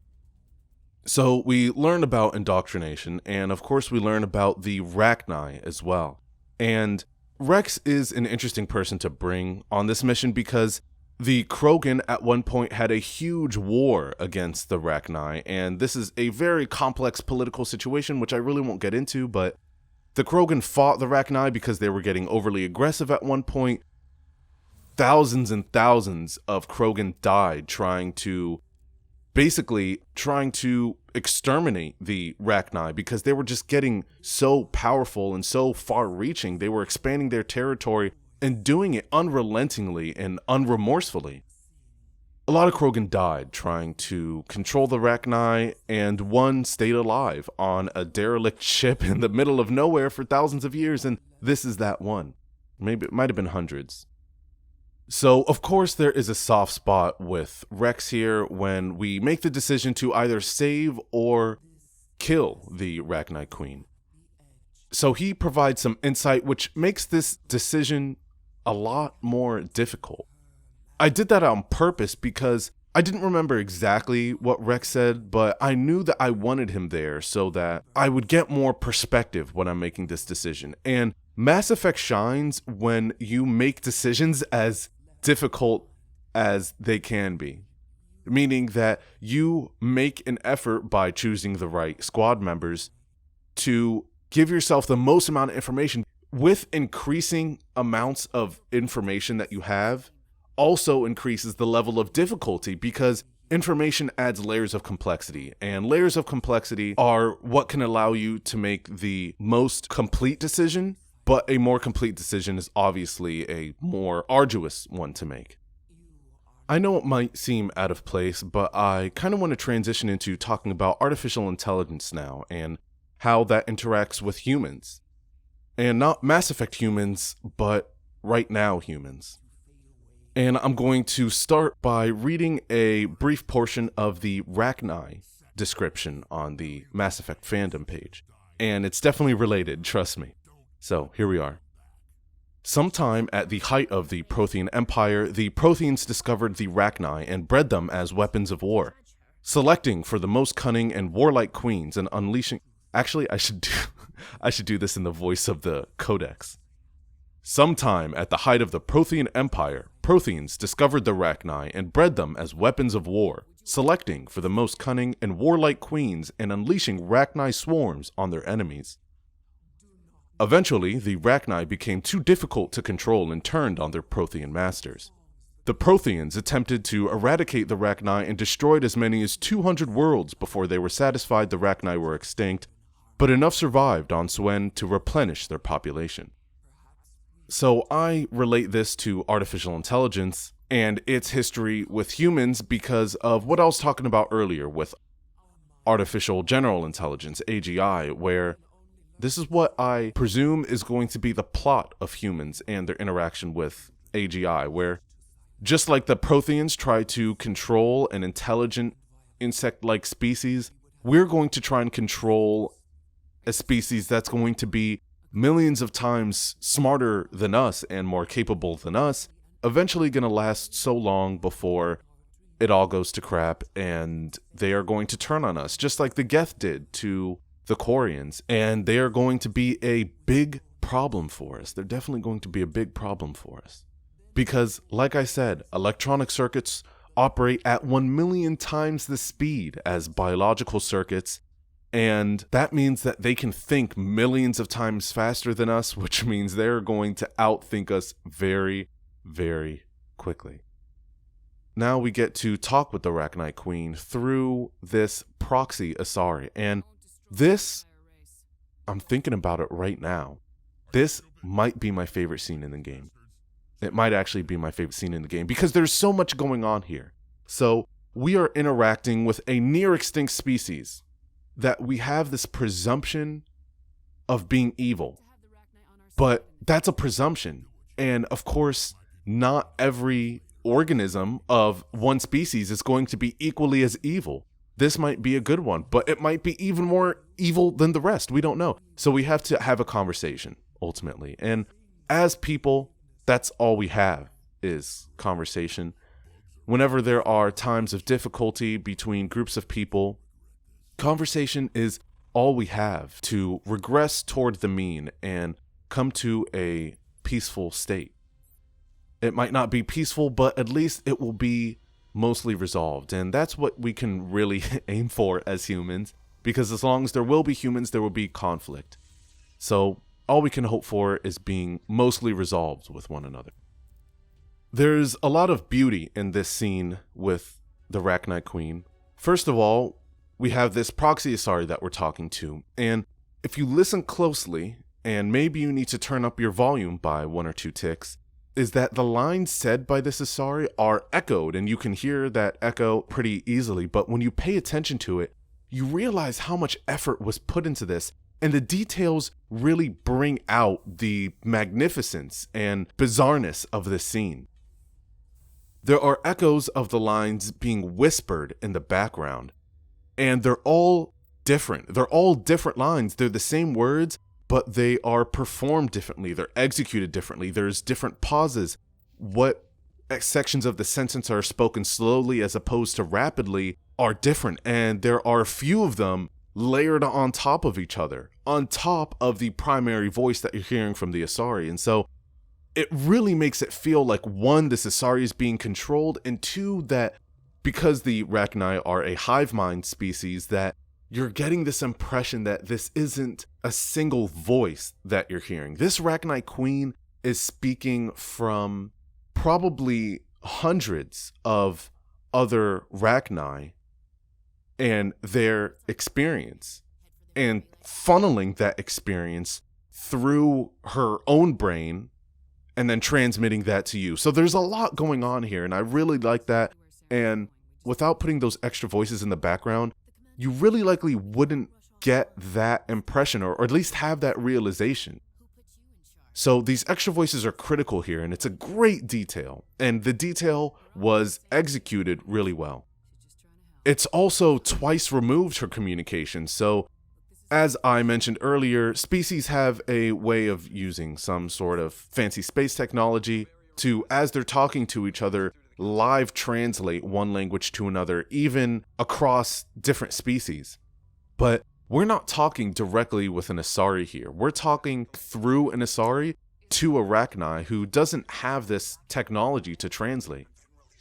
So we get these artifacts of language that are similar to what we have here on Earth, how there are expressions in one language that don't exactly translate to another, where if you translated it word for word, it wouldn't quite make sense. You get the idea, but it doesn't have the same sort of je ne sais quoi. I have to use the word in the definition. And that happens often between human languages, and it's the same here. So we hear things like the words singing, as the Rachni Queen is referring to language being spoken. And when you think about it, that's kind of true. You know, language is almost like singing. There's a certain melody to it if you are at least speaking well and with some sort of structure to it, because singing has a structure to it. And singing is putting a story together, even if you're not using understandable words at all and you're just using sounds. You're like a manager of tension and volume and pitch, and you can use those elements to generate a story somehow. So it is kind of like singing. And there's lots of this. It's not only in individual words, but in also the construction of the sentences. And it gives you this impression you're speaking to this species that is disconnected from you. And that makes it that much more engaging, because when you have to think about what you're hearing, instead of just taking for granted the words that are impacting your eardrums, it does certainly add some depth to the engagement. And also, how do you sing a song that is worth listening to? Now, of course, I had a bias in deciding to release the Rachni Queen, because although I don't plan on playing Mass Effect 3 right after playing Mass Effect 1 here, I plan on stopping right after finishing this ME1 playthrough, I still had that bias in my mind of how Rachni could be useful in the future. But I tried to ignore that as much as I could and think, man, if I were Shepard in this situation, and I were literally dealing with the last of a species, even though there was just a war to try and eradicate them because they were too much. God, what do? You know, exterminating a whole species is a big decision, but at the same time, so much was done to try and mitigate their destruction, and a lot of suffering was proliferated in so doing. So I said, I don't know, what should I do for some amount of time? I was thinking about it. And I made the decision I did because I tried to assess this on an individual basis. I tried to say, okay, I need to evaluate this Rachni based not on the actions of others, but on her own actions and on her own merits and values. And when I put my mind in that trench of making an evaluation based on what I can see, it made me empathize more, because it made me think that this venture would be more successful, and everybody can think that. This time it's going to be different, and it's very easy to think that, very easy to fall into that trap. But I thought that she is displaying the intelligence and the wherewithal and the consideration that I think if she taught to her children, so to speak, even though she's a queen, she doesn't have a one-on-one interaction with everything, but at least if that's in her genetics, then that's going to carry on. You know, if you have two humans that have a 150 IQ, chances are their child is not going to come out with a mental disorder. You know, chances are that child is going to be very intelligent. So I thought the same here, that chances are if she is as cogent and coherent as she appears to be, then so will her offspring, and there will be a fresh start for her species. So that could be rash thinking, that could be naive, but I think it was the right thing to do. And you could say, of course you think it's the right thing to do, but you'll probably be dead by the time that another species has to deal with pushing these Rachni back to where they came from once again.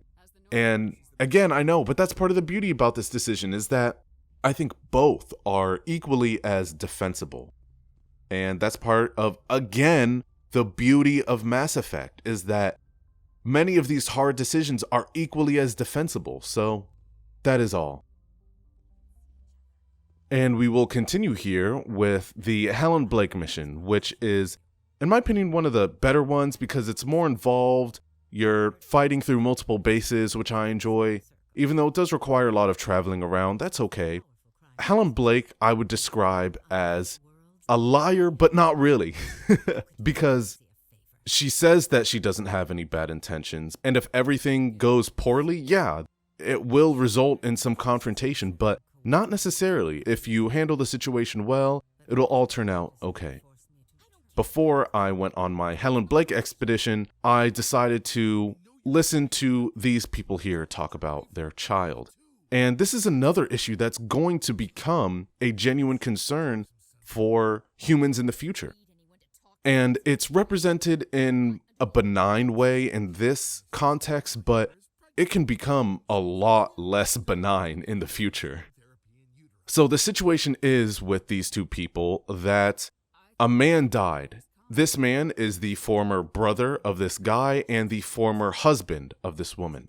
And they are having an emotionally charged conversation because of the background thought that this child that she's having is all that they both have left of the person that they love, even though they're coming from two different perspectives. And I really like that as an idea.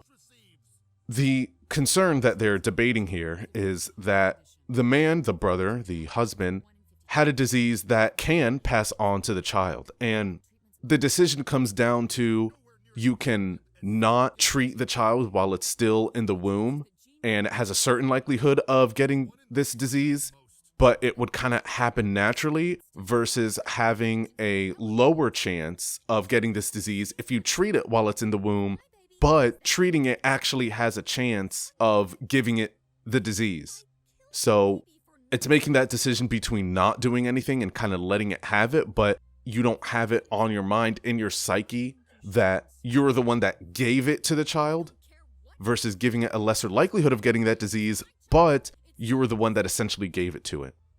So that's the decision here, and why this is an important conversation for humans to have now for the future is because what are we going to do when we're actually able to do this and it is common and affordable, right? What do you do? Because then where do you draw the line? Do you say, yes, you can give your child a different hair color if you want, different eye color, different skin color? Can you do that? What are the implications of that? Is that Aryan genetic management? What are the implications of that? And then, is it okay to do those benign things, but is it okay to do less benign things? What if you wanted to give your child 5 more IQ points, right? What if you wanted to make your child have higher emotional intelligence, right? What if you're blind as a parent and you want your child to experience what you experience because you're just twisted or demented in some way, or your perceptions about what is well-being don't map onto reality? And so you want your child to live the same life you have. And so you want to make your child blind because you're blind. Should doctors allow a parent to do that? Does the parent have the final word? Does the doctor have the final word? There are so many different issues compounded into in vitro genetic modification that these conversations have to be had, and they have not been had with enough depth yet. And it's the same with AI. Humans are very poor at planning ahead, so I don't expect for us to have these conversations until they are brutally necessary. It's going to take somebody to die, or hundreds of people to die, or thousands of people to die for us to realize the incisive severity for such topics. And all we got to do is wait until humans are ready to do that, essentially. So that basically wraps up my thoughts on that topic.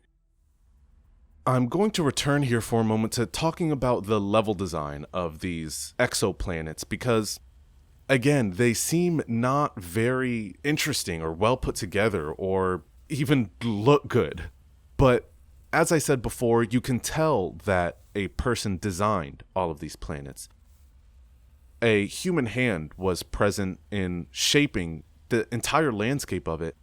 And especially when it comes to the major side missions, you can tell that a lot of consideration was put into it, but not that they had to take a lot of time away that detracts from developing the main story in a way that can make it better. But just enough so that it seems like you're part of something here. You have this very large moon, very ominous, and in driving straight to the compound that you have to go to, you see that, in the way the developers intended, you see that the moon is right above the compound. And I'm going to leave out the adjective there so you can think about what that is to you. But you can tell that it was intentional. And I really like that about the side missions. The rest of the Helen Blake mission here is mostly uneventful, especially if you don't have the battle here, because if you have enough Paragon, which I am maxed out on Paragon at this point, nothing bad is going to happen. And you basically have a little chat, you agree that you did the lesser of two evils, and you kind of let Helen Blake going on doing her criminal activities because they were less criminal than what the other criminals were doing. But that's okay. You gotta pick your battles. You can't administer justice in every single instance in which it's possible, because not only is that not sustainable, but it seems like an infringement of some kind. That there's always going to be criminality in the world, and it seems like you would create more really bad criminals if you don't allow not so bad criminals to do their thing. You know, if you say, okay, there's going to be no criminality whatsoever, then you end up getting people that act criminally in such a cathartic way that it's much worse than if you were to allow people do these tiny things here and there, especially in a galaxy this big. Again, maybe that is naive of me to say. Maybe there are some police officers watching this video that say, no, you have to squash any form of criminality because that is what the law is. And maybe that's true. I don't know. And in our next step on our journey towards Sovereign, we land on Virmire, which is the second to last location that we will need to go in this game to complete the story, right before the Citadel. And we are presented with this opportunity here to deal with what could possibly be a cure to the genophage. Now, of course, it's not an actual cure to the genophage because they are simply Krogans that have been cloned, and the genophage has been taken out of them, essentially, and they are loyal to Saren and Sovereign. And so it's not like there is any data or any substance that is a cure to the genophage that you can take from Virmire and use that on the Krogans. It's not possible. Which is sad, because I wish there was something that we could take and help the Krogans out. I really relate to Rexy. Well, I don't relate to him in the sense that my entire species has been genetically modified to not be fertile, but I understand the experience he's having, and I wish as Shepard I could have done something about it. Unfortunately, Virmire is relatively uninteresting for the remainder of it, which is why I skipped over the beginning, because you're driving around on the Mako and unlocking large doors and shooting Geth, and that's really it. There really isn't much to see. Once you get to the point where you're fighting on foot, the scenery gets much more interesting because you're going from outdoor corridors to indoor science facilities, and there's really a variety of different spaces here, so I like it. I like the environmental layout of Virmire. It's certainly enjoyable to go through. I wouldn't say it's the best in the game. I quite like Noveria, but Noveria can get bogged down once you're going through all the doors. It tends to look very samey after some time because it's enclosed, it's all indoors, you're going through the same areas, and it can get a little bit boring. So in that sense, I would say that Virmire is the most interesting planet in terms of environmental design and visual appeal. But in terms of what you actually do, it's not much different from anywhere else. You're going around and fighting things. So it might seem like an infraction of me to gloss over our interaction with Sovereign, but I really don't have much to say about it because a lot of the messages are very clear. that Sovereign decides to give to us, so they're not really worth repeating if you've played the game. But one thing I will comment on is, at one point we learn how the Citadel is in fact a mass relay in disguise, and the Reapers can use it, which is why they have the Keepers on the Citadel, is because they were placed there by Reapers so that if they want, those Keepers can send out the code to activate the Citadel as a mass relay so the Reapers can come in.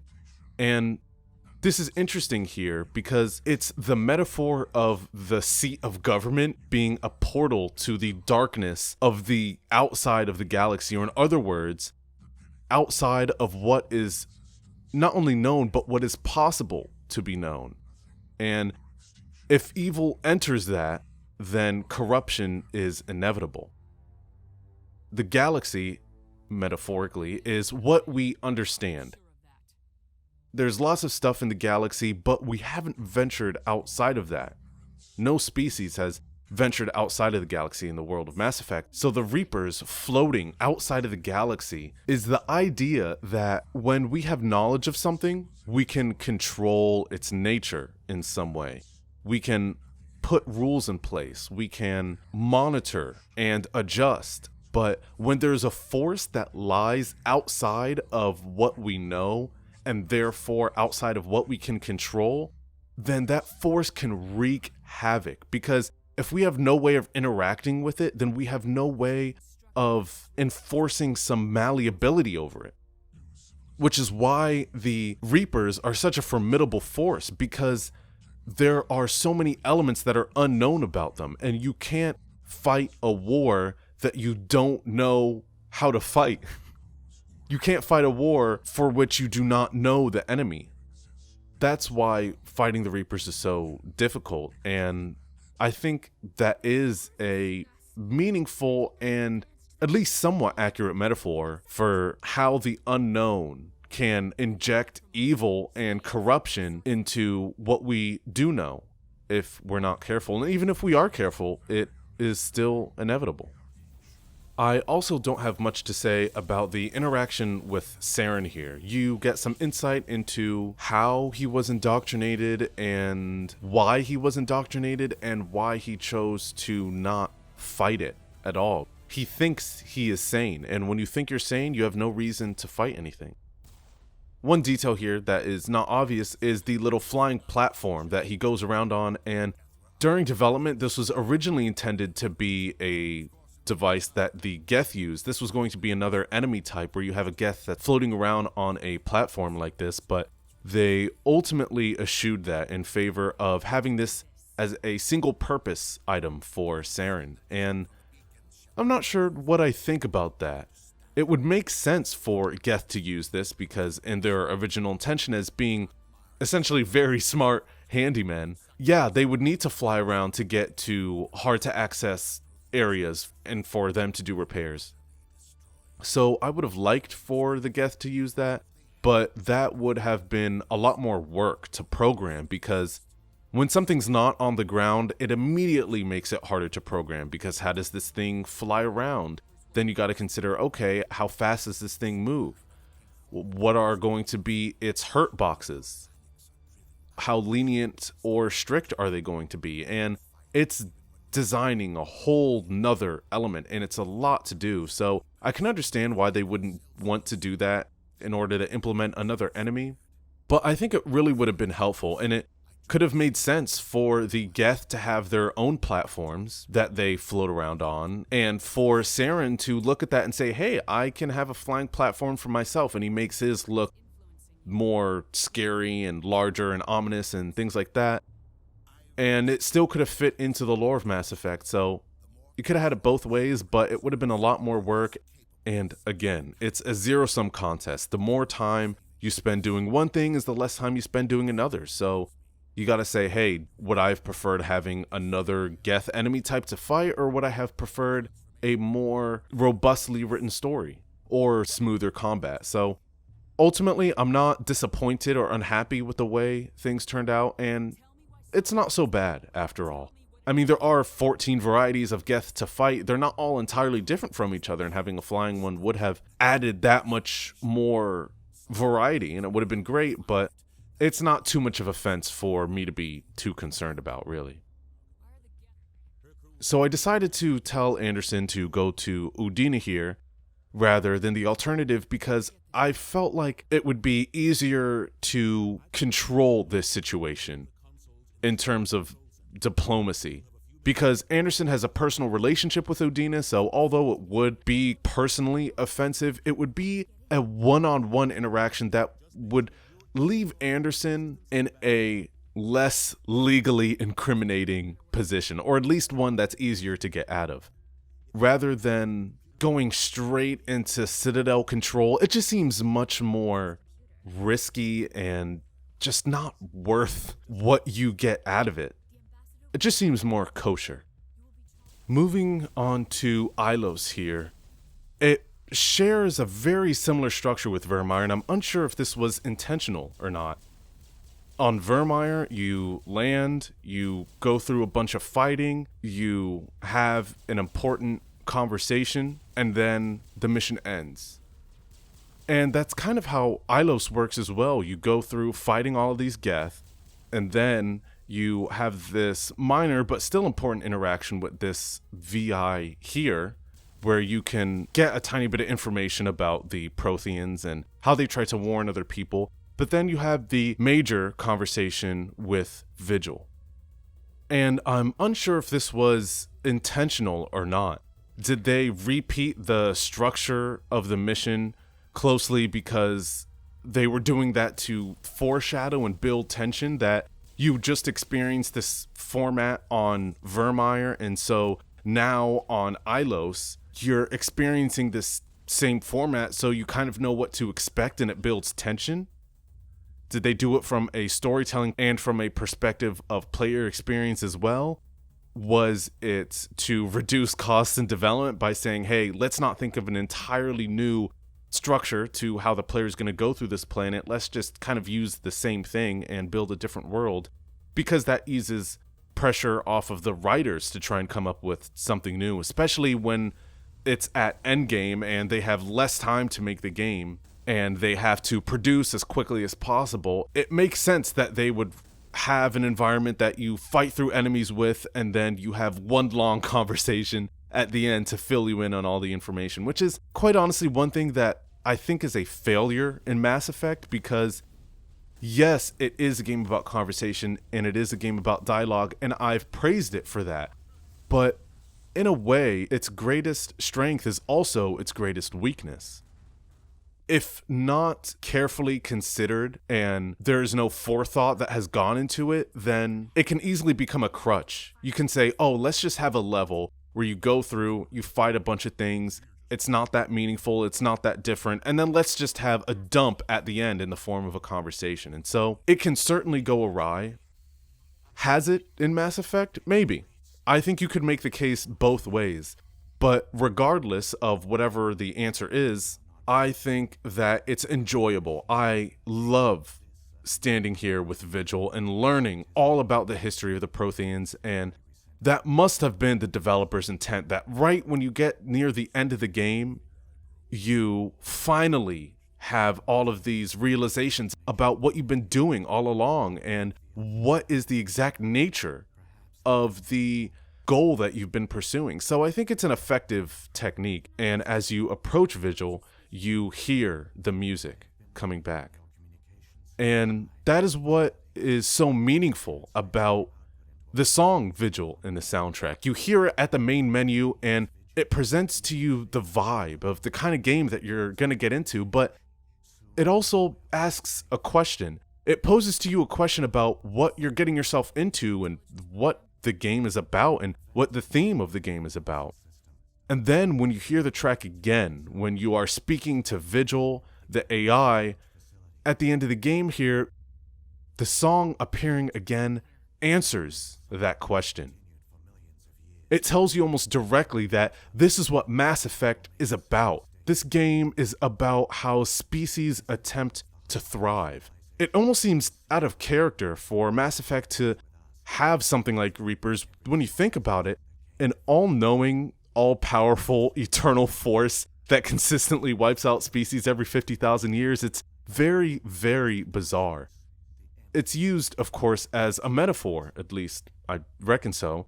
I don't think Reapers were included in the game as an actual antagonist, but more so a representation of forces that humanity is up against. Maybe those forces are regarding space travel, maybe it's something unrelated completely.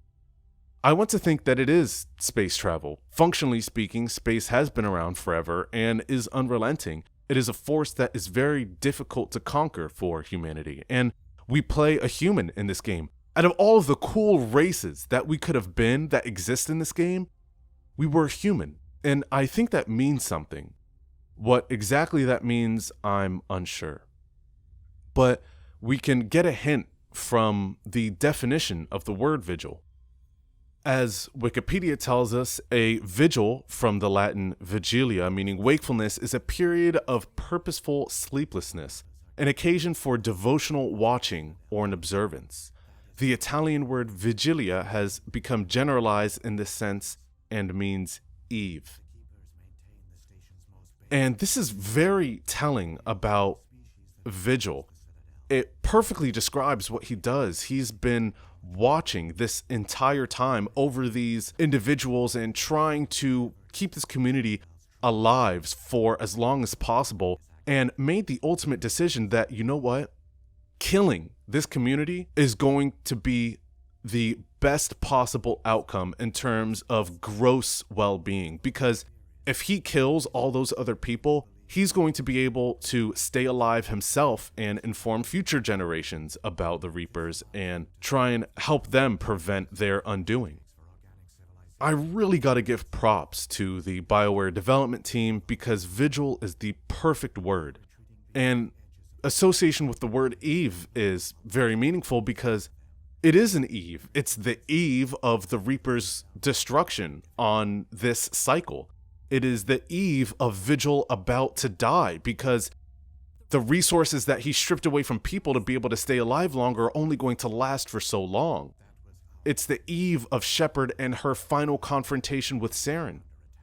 Everything about Vigil is crucial to the purpose of Mass Effect as a story. Vigil is the most important plot and lore element in the game, because it's also representative of a species that failed.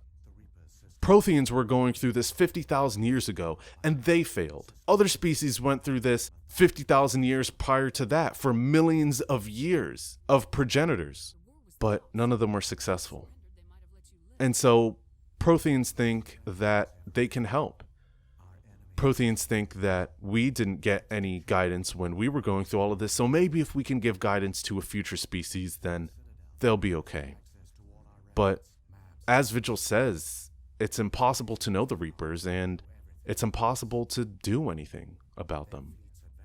Was it really helpful at all that Vigil stayed alive to tell us? Was it really important in the first place? Was it helpful? It's hard to know, especially without playing through the entire trilogy. One thing I'm also very curious about is why we don't have evidence of dozens of planets having all of their resources artificially stripped from them.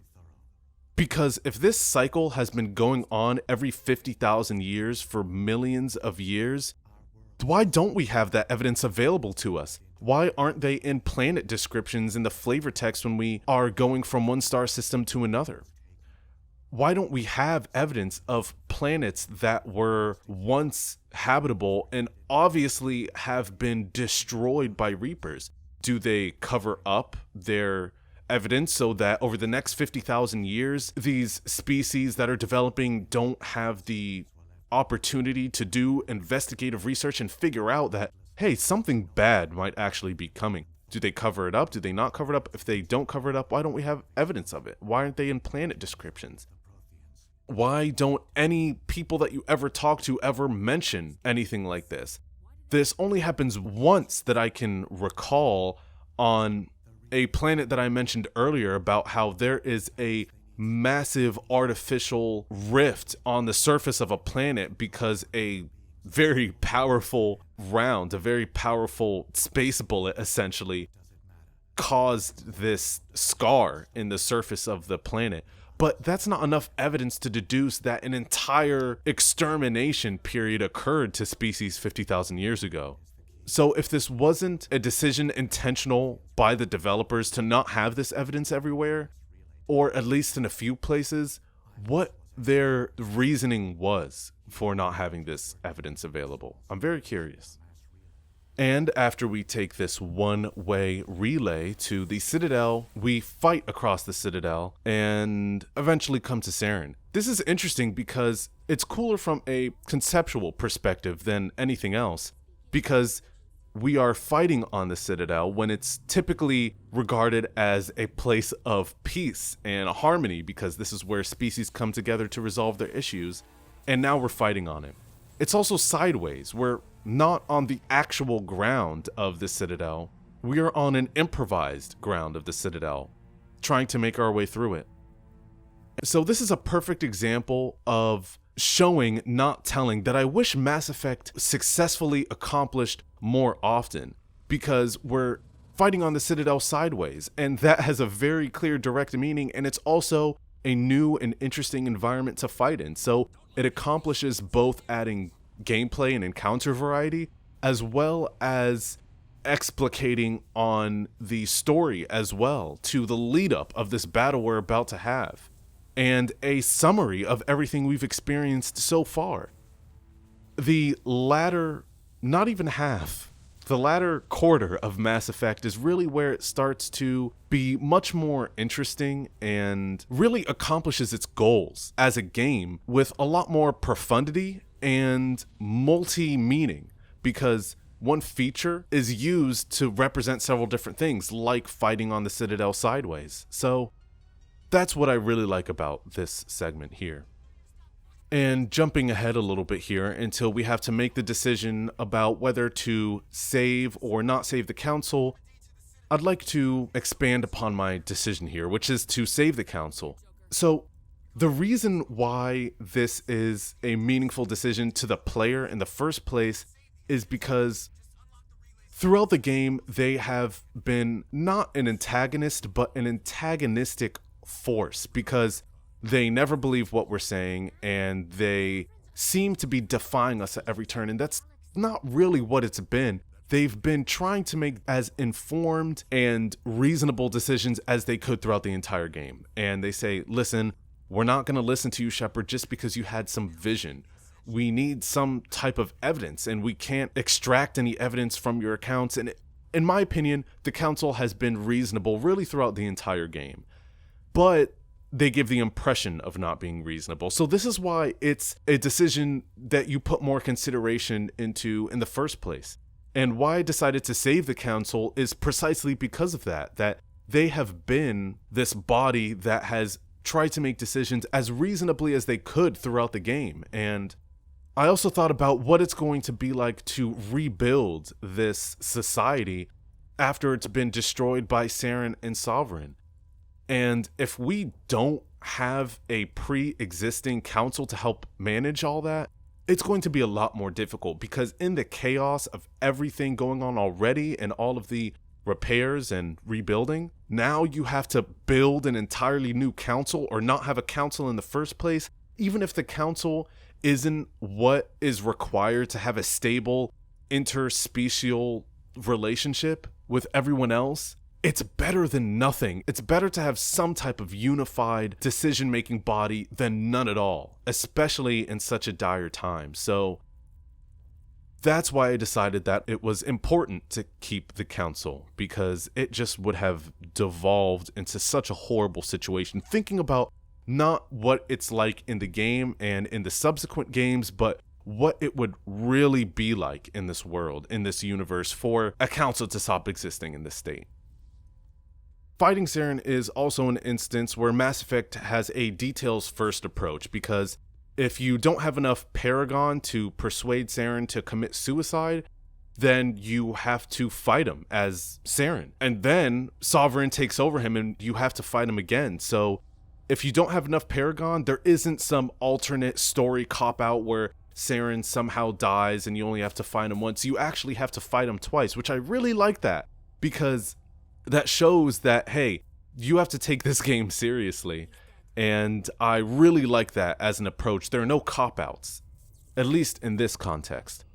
The fight itself is engaging because although it's not very difficult, it's very active because you just have this guy that fires a missile every once in a while and is jumping around constantly, so it's kind of fun to keep track of him. And maybe you have Carnage on your shotgun and you want to fire that at him, but he needs to be still for a long enough period of time. And so I really like this battle because at the end of a story-driven game like this, you don't want to get entirely demotivated where you die to the boss 5 times and you lose the motivation to defeat it, and then the cutscene afterwards isn't as meaningful because you've been trying to fight the same guy over and over again, and it's just not as satisfying. Whereas if everything happens in one continuous loop where you fight Saren, whether that be 1 or 2 times, so you make the decision to save the council, kill the council, or focus on Sovereign, which ends up killing the council, but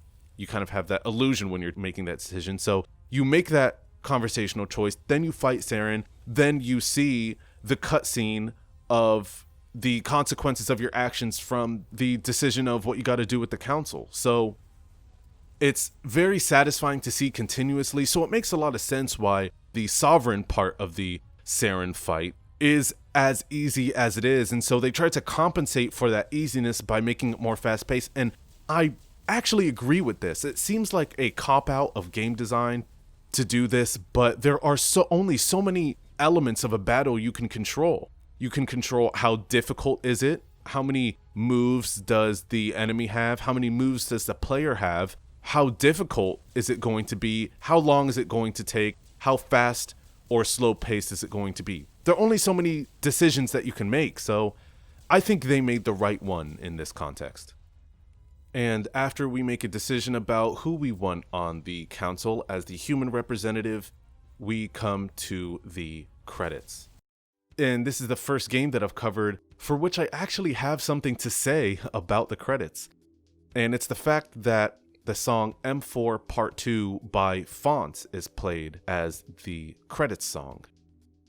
Why this is emotionally potent for me is because Fonts has really evolved to be a significant part of my life. I heard this song M4 Part 2, and for a long time I really didn't pay much attention to it. But then I started listening to Fonts. I listened to the album that this song is featured on, and in fact, M4 Part 2 I do not think is the best song on the album. I think it is, in fact, the 3rd best song on the album out of the 5 songs that are on there, but I do think it was the best song for the credit sequence. What I regard as the number 1 song on that album is Of Nature, and that has grown to be one of my favorite songs of all time. And that carries some weight with it for me, at least, because I've played music since I was a child and I'm a classically trained musician, so I have a lot of familiarity with the history of music and the greatest pieces of music of all time, and having have performed them for an audience on stage, saying that Of Nature is one of the best pieces of music that I've listened to really means something to me personally, even if that doesn't mean something to you. It is a song that I can listen to on loop for days, and have done. It is a song that I can listen to in the background as I do something else because it is background enough for that. It also interlocks with what appeals to me as an agent in this world, so much so that I can cry while listening to it. And I can't say that for very many pieces of music. It's a perfect combination of being subtle enough and being overt enough, and balancing it really well, and it just handles tension and release. So throughout the entire song, you feel like you are both in a state of building tension and perpetual release. It's a long song, and halfway through it, you get the ultimate release. you get the final release of tension. But that's halfway through an 8-minute and 7-second song. So for about 4 minutes after you've released this tension, you are in this constant state of decline. And if you sit in silence with nothing else to do other than listen to this song, preferably equalized appropriately and with some good headphones, then even just thinking about it, I have an emotional experience, so much that I really encourage you to listen to this song. And then I expanded to listening to more music by Fonts and came to have their album Feel Love Thinking Of as one of my favorite albums of all time. No song on it individually is magnificent. I will say that outright. But it is an album that I want to listen to as a whole. I want to play it from start to finish. And that's what the experience of this is like. And that's what I think Fonts does really well, is manage its tension and release. And you feel involved with the music as it's going on. And when you get used to something over time and you don't know when the end is coming, it always feels like it comes too early.